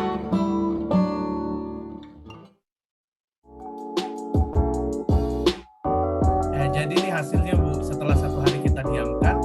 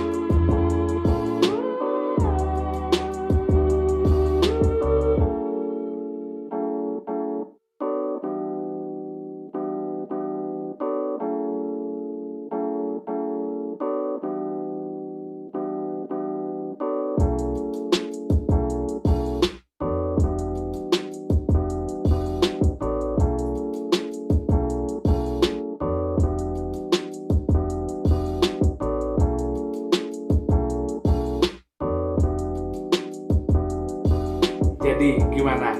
Cukup mudah kan cara pembuatan sabun cuci tangan? Selamat mencoba dan jangan lupa untuk mencuci tangan sebelum makan dan sebelum beraktivitas. Sekian, terima kasih. Ya, jadi seperti itu Bu cara pembuatan sabun cuci tangan. Jadi hasilnya seperti ini Bu. Mungkin bisa tak lihatin. Tak bentar virtual background-nya. Nah, Bu, jadi seperti ini nanti hasilnya. Jadi kayak benar-benar sabun cuci tangan juga, dan ini hasilnya banyak daripada kalau kita beli sendiri kan satunya ini segini aja mahal, Bu. Mendingan kita buat sendiri dan hasilnya banyak kayak gitu. Dan untuk bahannya pun nggak mahal, Bu. Saya kemarin itu total bahan semuanya itu cuma 70.500. Jadinya hasilnya 1 ember banyak itu. Jadi seperti itu. Nah, udah ngomongin tentang sabun cuci tangan, udah ngomongin tentang cara pembuatan sabun gimana. Nah, sekarang kita mau bahas tentang aplikasi kesehatan. Nah, boleh Natasha di-share? Nah, pengenalan aplikasi kesehatan. Jadi, di masa pandemi ini, kita cukup kesulitan untuk berkonsultasi dengan dokter, dan gimana sih kapasitas rumah sakit itu ada berapa yang tersedia. Mungkin kan di next, Natasha. Nah, jadi kesulitannya itu kita gimana sih cara konsultasi dokter dalam kondisi pandemi seperti ini.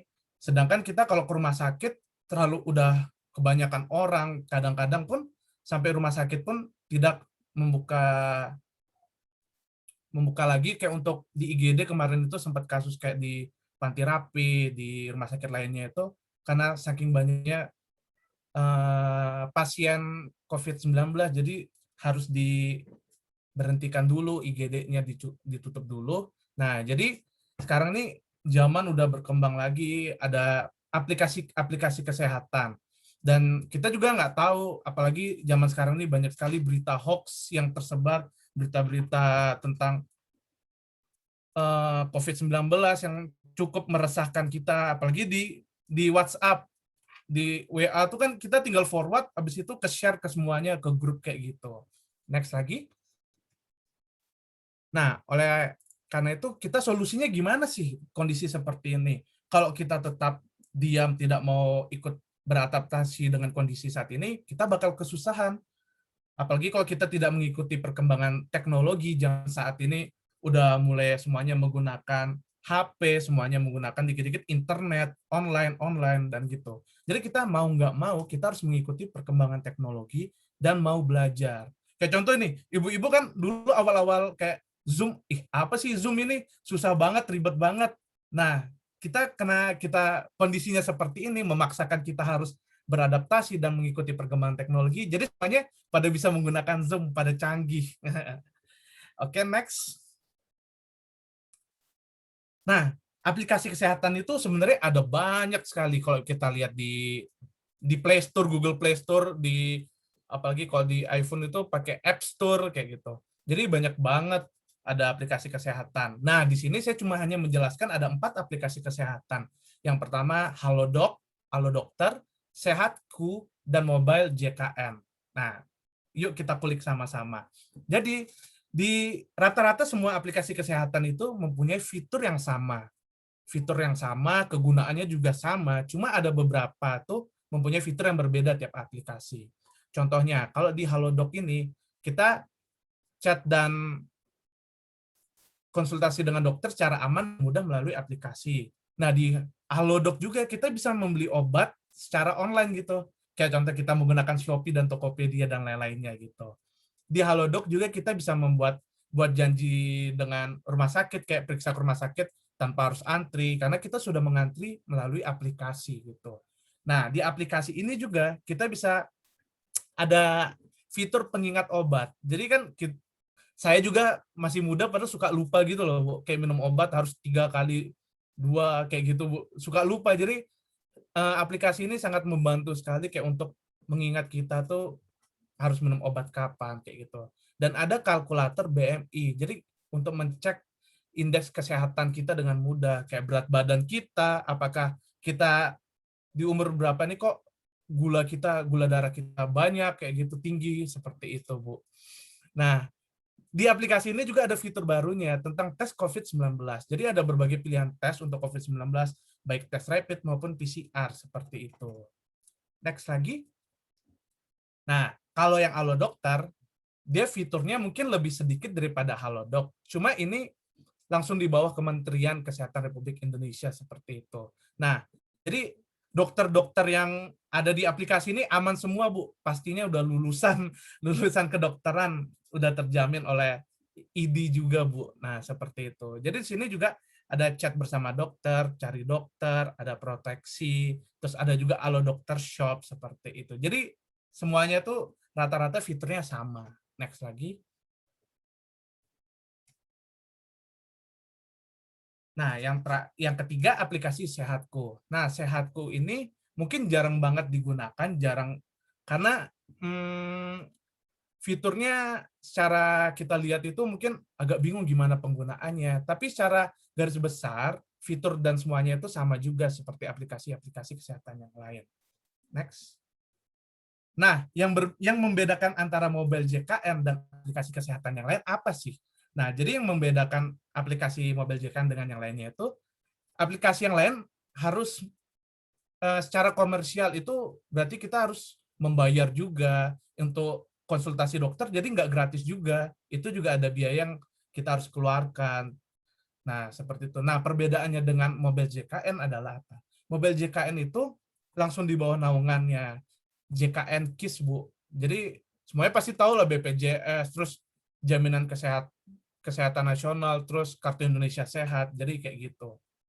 Dan fiturnya tuh juga nggak kalah saing dengan seperti Halodoc, Halodokter, seperti itu. Jadi kita intinya kalau mobil JKN itu yang penting punya kartu JKN atau kartu KIS, udah aman lah kayak gitu. Mungkin kita next aja langsung, kita gimana sih kita prakteknya menggunakan aplikasi mobil JKN.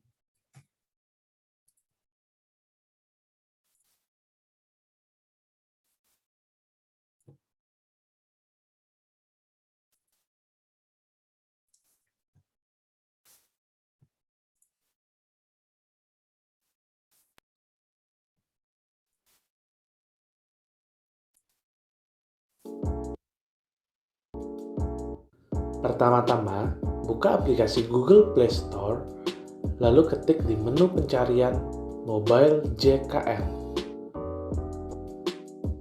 Klik install atau unduh aplikasi. Setelah aplikasi terunduh, buka aplikasi Mobile JKN. Jika kita belum mempunyai akun Mobile JKN, klik menu daftar pada halaman bawah aplikasi. Di dalam menu pendaftaran, ada dua pilihan pendaftaran, yaitu pendaftaran peserta baru dan pendaftaran pengguna mobile. Pilihan pendaftaran peserta baru akan mendaftarkan diri kita menjadi peserta JKN, KIS, atau BPJS. Pilihan pendaftaran pengguna mobile akan mendaftarkan diri kita menggunakan seluruh fitur aplikasi mobile JKN, yang dimana diri kita sudah menjadi peserta JKN. Klik pilihan pendaftaran pengguna mobile.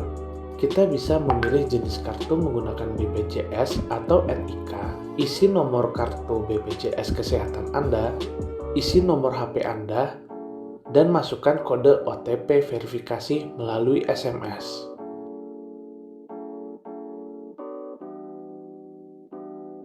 Jika sudah, isi password yang Anda akan gunakan, dan isi konfirmasi password untuk meyakinkan Anda menggunakan password yang Anda gunakan. Yes, data Anda berhasil didaftarkan. Dan mari kita coba untuk login atau masuk ke dalam fitur mobile JKN Anda dengan data Anda. Saat Anda login, jangan lupa untuk menuliskan kode CAPTCHA yang ada pada gambar. Tujuannya untuk memastikan Anda bukanlah robot. Setelah Anda berhasil masuk ke dalam fitur aplikasi mobile JKN, Anda akan ditampilkan halaman persetujuan peserta yang berisi hak dan kewajiban pengguna. Jika Anda setuju, maka Anda dapat menggunakan fitur mobile JKN.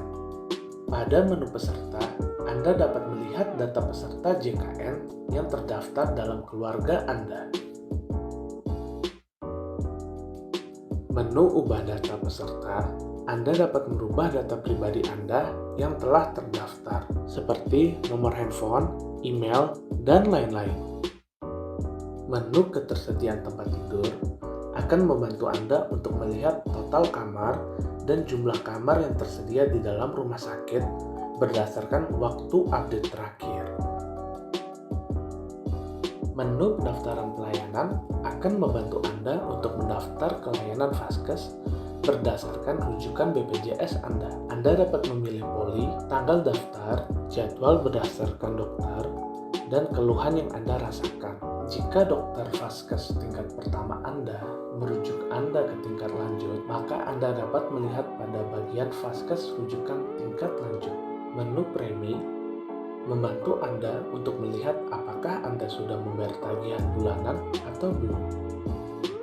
Menu konsultasi dokter membantu Anda untuk berkonsultasi dengan dokter secara online. Tetapi, sebelum Anda melakukan konsultasi dokter, maka Anda diharapkan untuk melakukan screening kesehatan terlebih dahulu.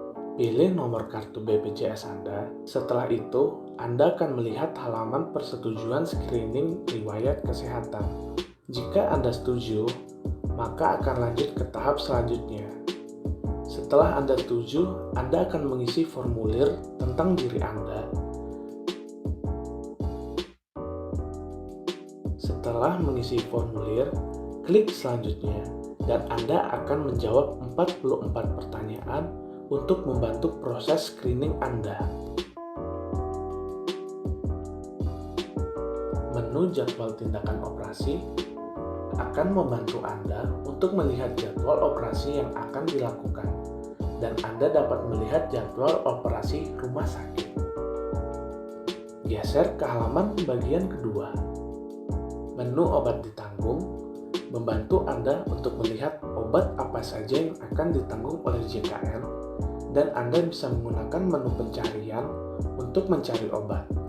Dan jika Anda ingin melihat detail obat, klik pada bagian obat yang Anda ingin lihat detailnya.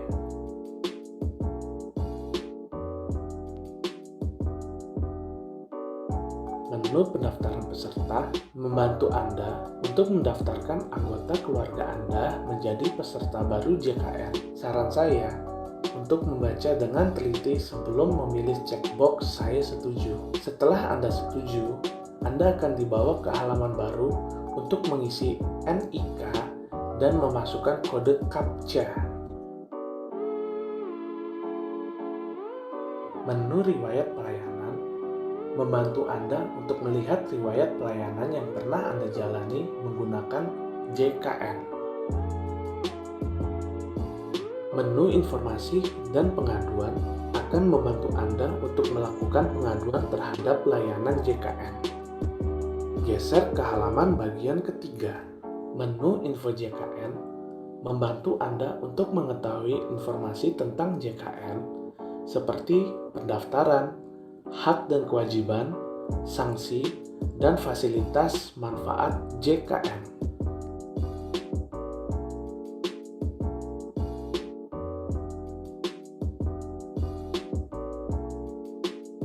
Menu lokasi akan membantu Anda untuk menemukan lokasi seperti puskesmas, apotek, dan lain-lain yang berada di sekitar wilayah Anda. Menu screening mandiri COVID-19 sama seperti menu screening biasa, tujuannya untuk membantu Anda melakukan pengecekan kondisi Anda apakah ada gejala-gejala COVID-19 atau tidak. Pada menu bagian bawah, Anda akan melihat gambar seperti koran atau dokumen. Itu berisi artikel dan berita yang sudah dipercaya sumbernya.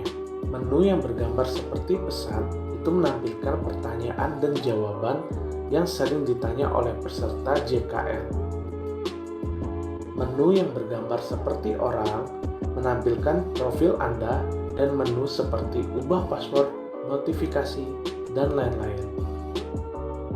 Anda juga dapat melihat berita melalui gambar yang bergerak pada halaman utama.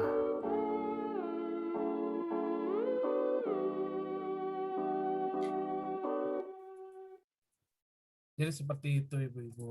Jadi kita sekarang harus lebih mau membuka diri tentang teknologi dan internet. Sekarang banyak sekali, cukup mudah untuk diakses gimana cara kita untuk kontrol ke dokter, cara kita untuk mengetahui apakah berita itu valid apa tidak. Jadi seperti itu. Kayak gitu Ibu-Ibu. Kira-kira itu aja dari saya.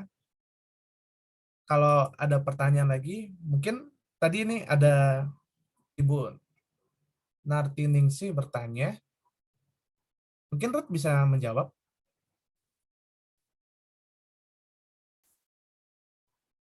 Ya, saya bacain ya pertanyaannya. Saat kita berkunjung ke berbagai tempat, biasanya kita akan diminta cuci tangan dan cek suhu. Nah, untuk cek suhu ini dengan termogan yang benar seperti apa? Setahu saya diarahkan di kepala, tapi beberapa wilayah sekitar banyak yang cek suhu di tangan. Apa itu valid hasilnya? Oke, jadi setelah saya dan Kezia baca dan cari, jadi untuk termogan itu memang seharusnya di kepala. Ya, di kepala. Jadi kayak di dahi, bukan kepala, di dahi gitu ya, diukur di dahi. Itu yang secara umumnya gitu. Nah, tapi setelah waktu itu kan udah lama nih ya masalah termogan ini kan sempat keribut juga gitu. Yang benar di mana? Sering di tangan, tapi ada juga yang di kepala gitu. Nah, ada satu penelitian yang coba untuk meneliti apakah sebenarnya di tangan itu valid atau enggak gitu. Nah, setelah diteliti di tangan itu, dari hasil penelitian dia juga valid.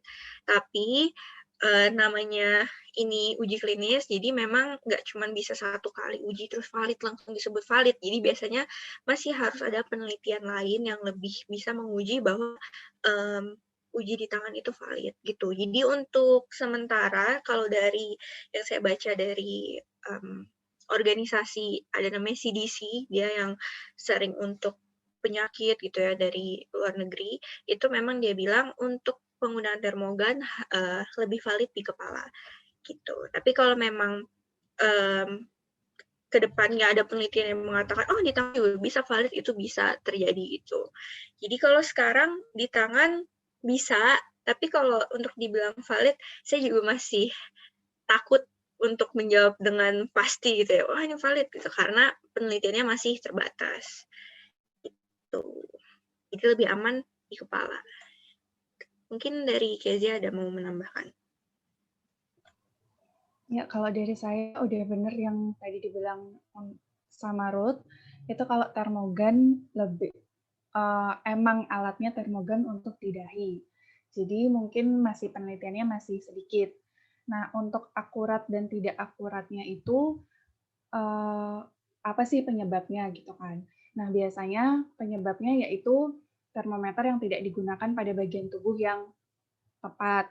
Jadi nggak digunakan misalnya termometer bukan di dahi, kita gunakan di dahi gitu. Terus termometer saat kita menggunakan termometer itu juga terlalu cepat diangkat. Itu bisa menyebabkan tidak akurat. Terus bisa aja kesalahan dari alatnya, dari termometernya bisa saja pas lagi ngukur baterai termometernya lemah atau lagi mati kayak gitu. Terus cara menggunakan termometer yang salah atau tidak sesuai dengan penggunaan tadi yang kayak seharusnya termometer di ketiak, kita pakai di tangan gitu. Itu sih yang menyebabkan mempengaruhi akurat atau tidak akuratnya dari sebuah pengukuran suhu tubuh gitu. Itu saja dari saya. Oke, terima kasih Kezia dan Ruth. Kira-kira itu jawabannya. Nah, ada lagi pertanyaan. Ada, ini mungkin untuk Kezia ya, seputar vaksin. Ya. Dari Bu Puji. Oh ya, tadi sebenarnya terima kasih Bu Nartiningsih atas pertanyaannya. Oke, selanjutnya dari Bu Puji. Ini teman saya ikut vaksin hanya 1 kali. Itu haruskah tetap 2 kali karena dianya tidak mau dan alasannya takut disuntik? Adakah efeknya? Silakan Kezia. Ya, kalau dari yang saya baca ya Bu ya, sama dari yang sudah dijelaskan oleh saya baca di situs dokter seperti itu dijelaskan oleh dokter, itu untuk vaksinasi itu dianjurkan 2 kali. Kenapa? Karena memang 1 kali itu sudah terbentuk kekebalan, tetapi tidak efektif gitu. Jadi antibodi yang terbentuk itu tidak banyak dan efektivitasnya juga tidak tinggi gitu. Memang ada beberapa vaksin yang 1 kali disuntikan udah tinggi, tapi kalau di Indonesia itu masih disarankan 2 kali gitu, Bu. Untuk efek sampingnya itu tadi, jadi kayak suntikan 1 kali, kita nggak tahu seberapa lama vaksin yang kita dapatkan atau suntikan yang kita dapatkan itu bertahan sampai berapa lama. Jadi kita bisa aja terpapar lagi, kena lagi gitu. Iya. Jadi lebih tidak efektif dibandingkan 2 kali suntik gitu ya. Mungkin ini Ibu Puji setelah mendengar penjelasan dari Kezia gitu bisa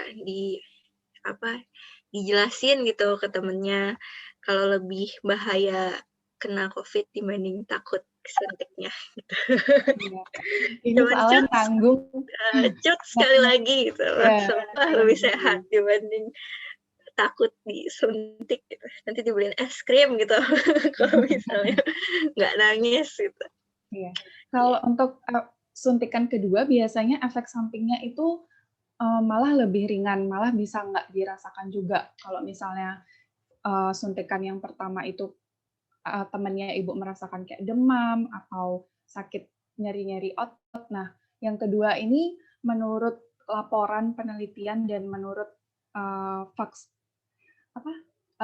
laporan orang-orang yang sudah divaksin kedua kali itu tidak mengalami efek samping. Tuh.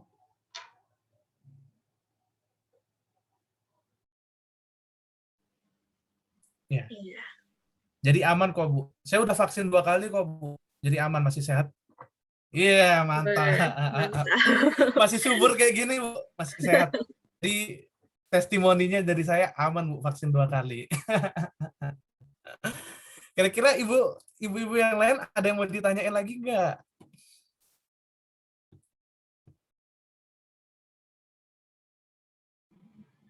Ada lagi Mas, itu teman kader juga katanya dia kan rutin berobat, takut banget katanya disuntik.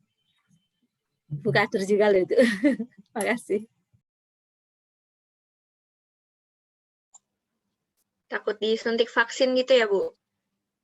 Ya, Kezia mungkin jawab.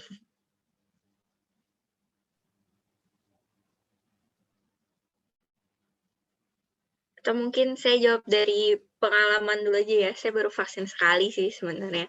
Cuman memang kalau ada penyakit tetap harus screening dulu karena takut ada efek sampingnya. Jadi memang kan Ibu udah vaksin 2 kali ya, pasti waktu pas vaksin kan juga ditanya tuh, ada penyakit nggak yang diderita, ada minum obat nggak gitu, karena memang namanya vaksin tetap ada efek sampingnya, cuman kembali lagi tadi yang Kezia udah jelasin, kalau efek sampingnya lebih kecil dibandingkan dengan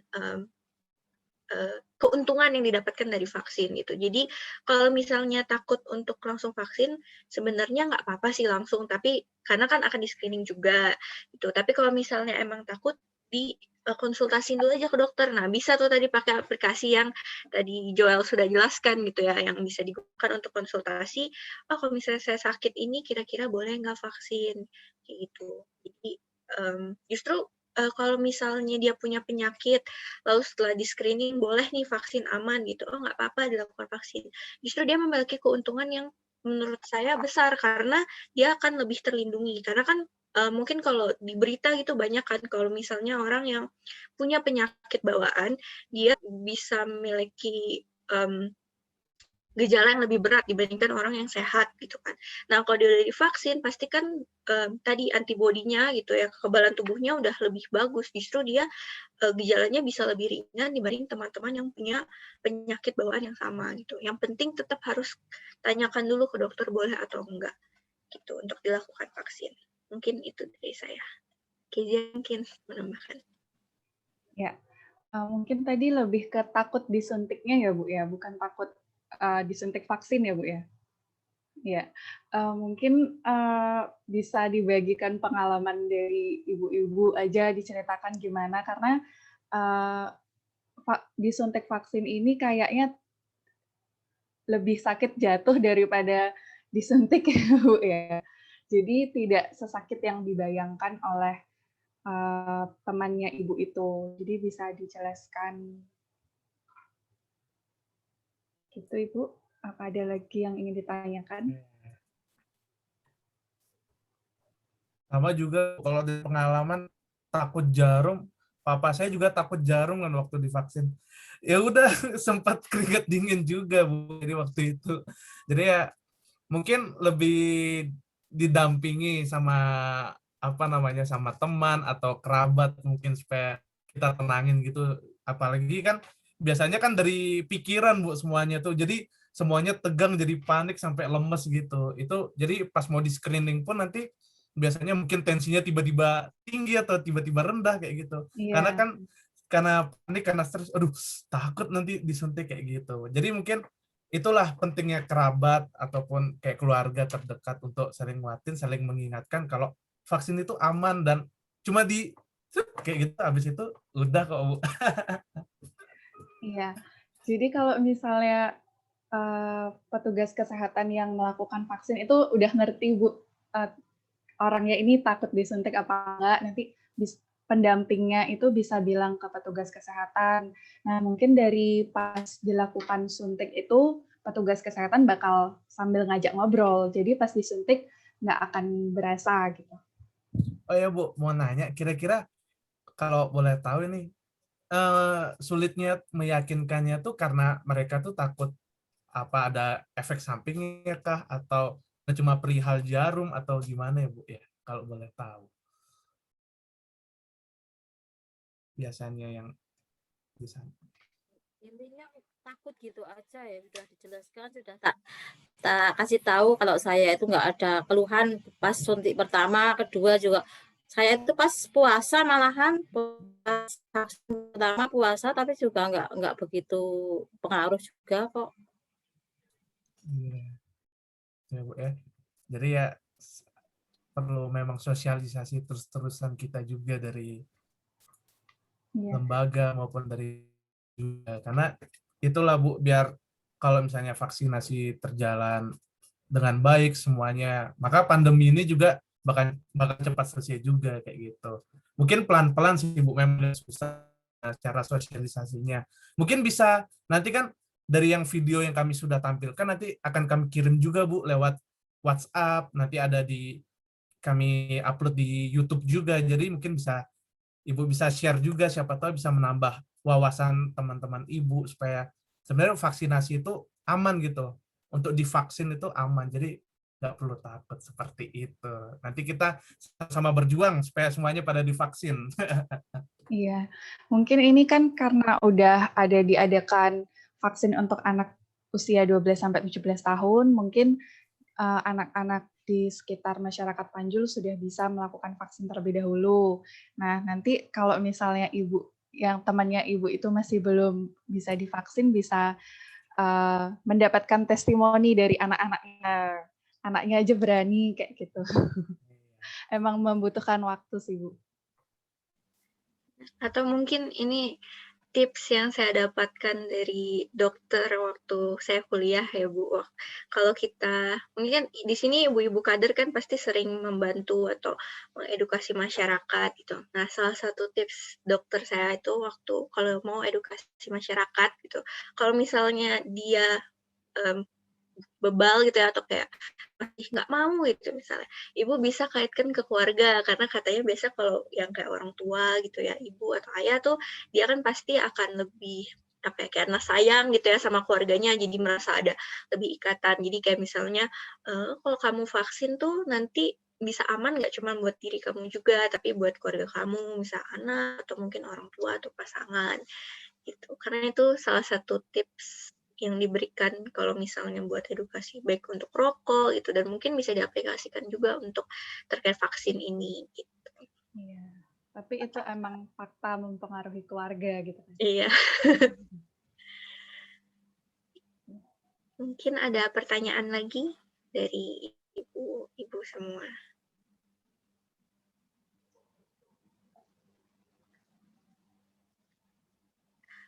Kalau tidak ada lagi, mungkin kita foto yuk bareng-bareng. Mungkin kita bisa berpose, bergaya. Ibu-ibu boleh, mungkin yang bisa open cam, nyalain kameranya, mungkin biar kita bisa foto sama-sama. Kayak gitu. Ya. Mungkin 3 kali foto ya, biar mantap ya. Boleh, Wiwi di foto bergaya ya. juga. Ya. Oke.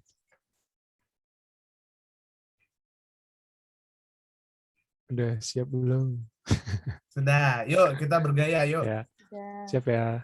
1, 2, 3. Oke. Lagi. Gini. Ada gayanya dong, suruh apa? Gayanya. Mbak Neneng sama Dek Neng sama Mbak. Ayo, gimana Bu? Oh, oke, Mbak Neneng jempol. sama Mbak Ati belum dibuka. Belum on cam. Kameranya. Ya. Mau ditunggu dulu? Coba tunggu dulu aja. Ya, tunggu aja. Iya. Mbak Yati. Mungkin koneksi, Bu. Jaring Iya. mungkin. Iya. Gak apa-apa deh, kita ayo jempol semuanya. Biar kita bareng sama kayak Ibu Puji. Yuk. Ya. Siap ya. 1, 2, 3. Oke. Ya. Lagi satu gimana, Bu? Gayanya. Ayo kita ikutin Bu Puji lagi. Gimana, Bu? Di trendsetter, Bu, ikutin. Lagi satu.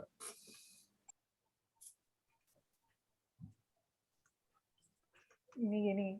Ya. Ikut nih, Bu. Oke, begini. Oh, gimana? Begini, Bu. Oke, sip. Oke, siap ya. 1, 2, 3. Asik. Asik. Ya. Terima kasih ibu-ibu semua. Terima kasih buat semuanya. Terima kasih, Ibu. Atas waktunya, Ibu. Mungkin dari ibu-ibu kader kalau ada yang ingin disampaikan ke kita, monggo dipersilahkan. Sepatah dua patah kata. Atau kesan pesannya deh gimana gitu. Ya, Bu, mungkin apakah bosen gitu atau ngantuk gitu. Ya. Biar bisa jadi evaluasi buat kita. Iya.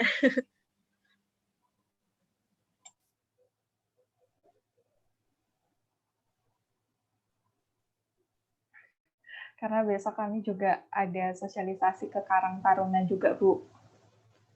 Mungkin bisa jadi bahan evaluasi kami untuk presentasi kami besok.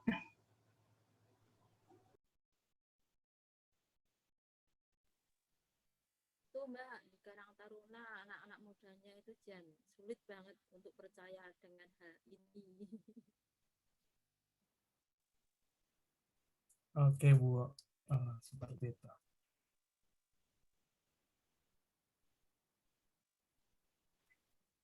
Biasanya kalau kegiatan Karang Taruna di sana itu apa saja, Bu?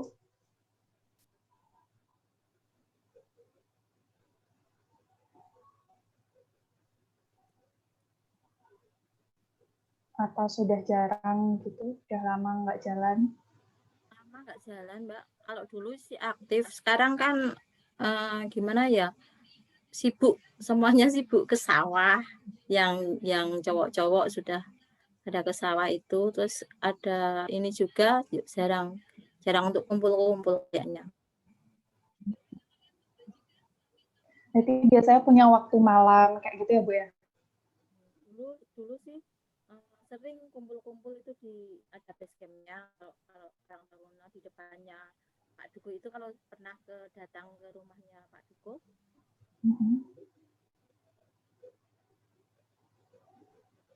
Oh gitu. Cukup banyak, Bu, ya anak-anak di sana ya, Bu, ya, anak-anak. Sangat. Kalau di dusun Panjul itu kan gimana ya, kok orangnya terbanyak, satu desa itu terbanyak sendiri di Panjul. Di Panjul. Tentang COVID juga mereka masih biasa aja gitu ya Bu ya. Iya. Ya. Dan untuk kali ini Pak Anjul juga yang terbanyak positifnya. Iya. Mungkin nanti kita bantu lewat sosialisasi lewat online seperti ini kan bisa melalui video juga Bu. Nanti Ibu bisa share juga ke keluarga Iya, dan grup teman-teman semua. grup warga di Tanjung. Iya. Kayak gitu. Itu aja Ibu. Ya. Makasih atas informasinya. Terima kasih banget Ibu semua udah bisa hadir, menyempatkan waktunya di sela-sela yang lagi sibuk mungkin melakukan sesuatu masih bisa sempat hadir. Terima kasih ya Ibu. Terima kasih banyak. Bu ini paling semangat di grup. Terima kasih. Iya, terima kasih Bu. Tapi jujur saya terakhir sekali sama ibu-ibu, sama tadi juga Pak Lili bisa ikut Zoom meeting, apalagi kan biasanya kalau udah orang tua tuh kayak ribet lah, males lah. Tapi ibu-ibu semua hebat, luar biasa, mau belajar, mau menggunakan Zoom meeting. Saya senang sekali Bu, terharu bisa lihat ibu-ibu semua bisa ikut. Terima kasih banyak yang kami ucapkan kayak gitu. Sama-sama. Iya. Ini Bu, maaf Bu, mau nanya. Ini semua nama Ibu udah benar kan? Mungkin nanti kita ada hadiah Bu, apresiasi dari kita untuk ucapan terima kasih untuk ibu-ibu semua. Ya benar, itu nama asli semua kok. Oke, nanti mungkin aku kirimin ke Pak Lili atau ke Ibu Puji nanti bisa disebarin di sana. Iya. Iya, sama-sama Ibu. Teman-teman yang lain ada yang mau dikata-katakan lagi? Sudah mungkin. Ya, aku sudah. Terima kasih banyak sekali lagi Ibu Sumiati, Ibu Natiningsih, Ibu Rusdiati, dan Ibu Puji atas waktu dan keaktifannya dalam bertanya dan mengikuti sesi ini. Semoga bisa bermanfaat untuk Dukuh Panjul, terus bisa dibagikan juga ke kader-kader lain yang belum ikut ataupun ke warga lain supaya bisa membantulah informasi. Maaf kalau misal ada salah kata atau kekurangan dari kita. Mungkin tadi awal sempat salah teknis juga, mohon maaf.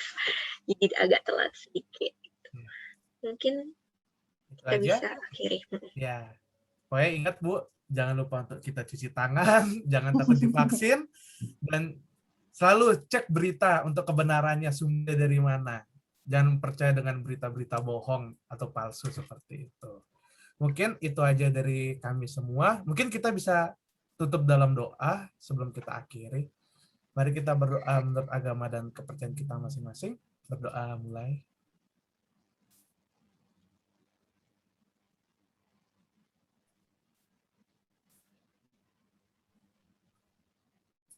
Cukup. Terima kasih ibu-ibu semua, terima kasih teman-teman juga yang udah memberi materi, memberi informasi ilmu yang baru kepada Padukuhan Panjul. Terima kasih semuanya, sampai berjumpa lagi. Sampai jumpa lagi. Sampai berjumpa.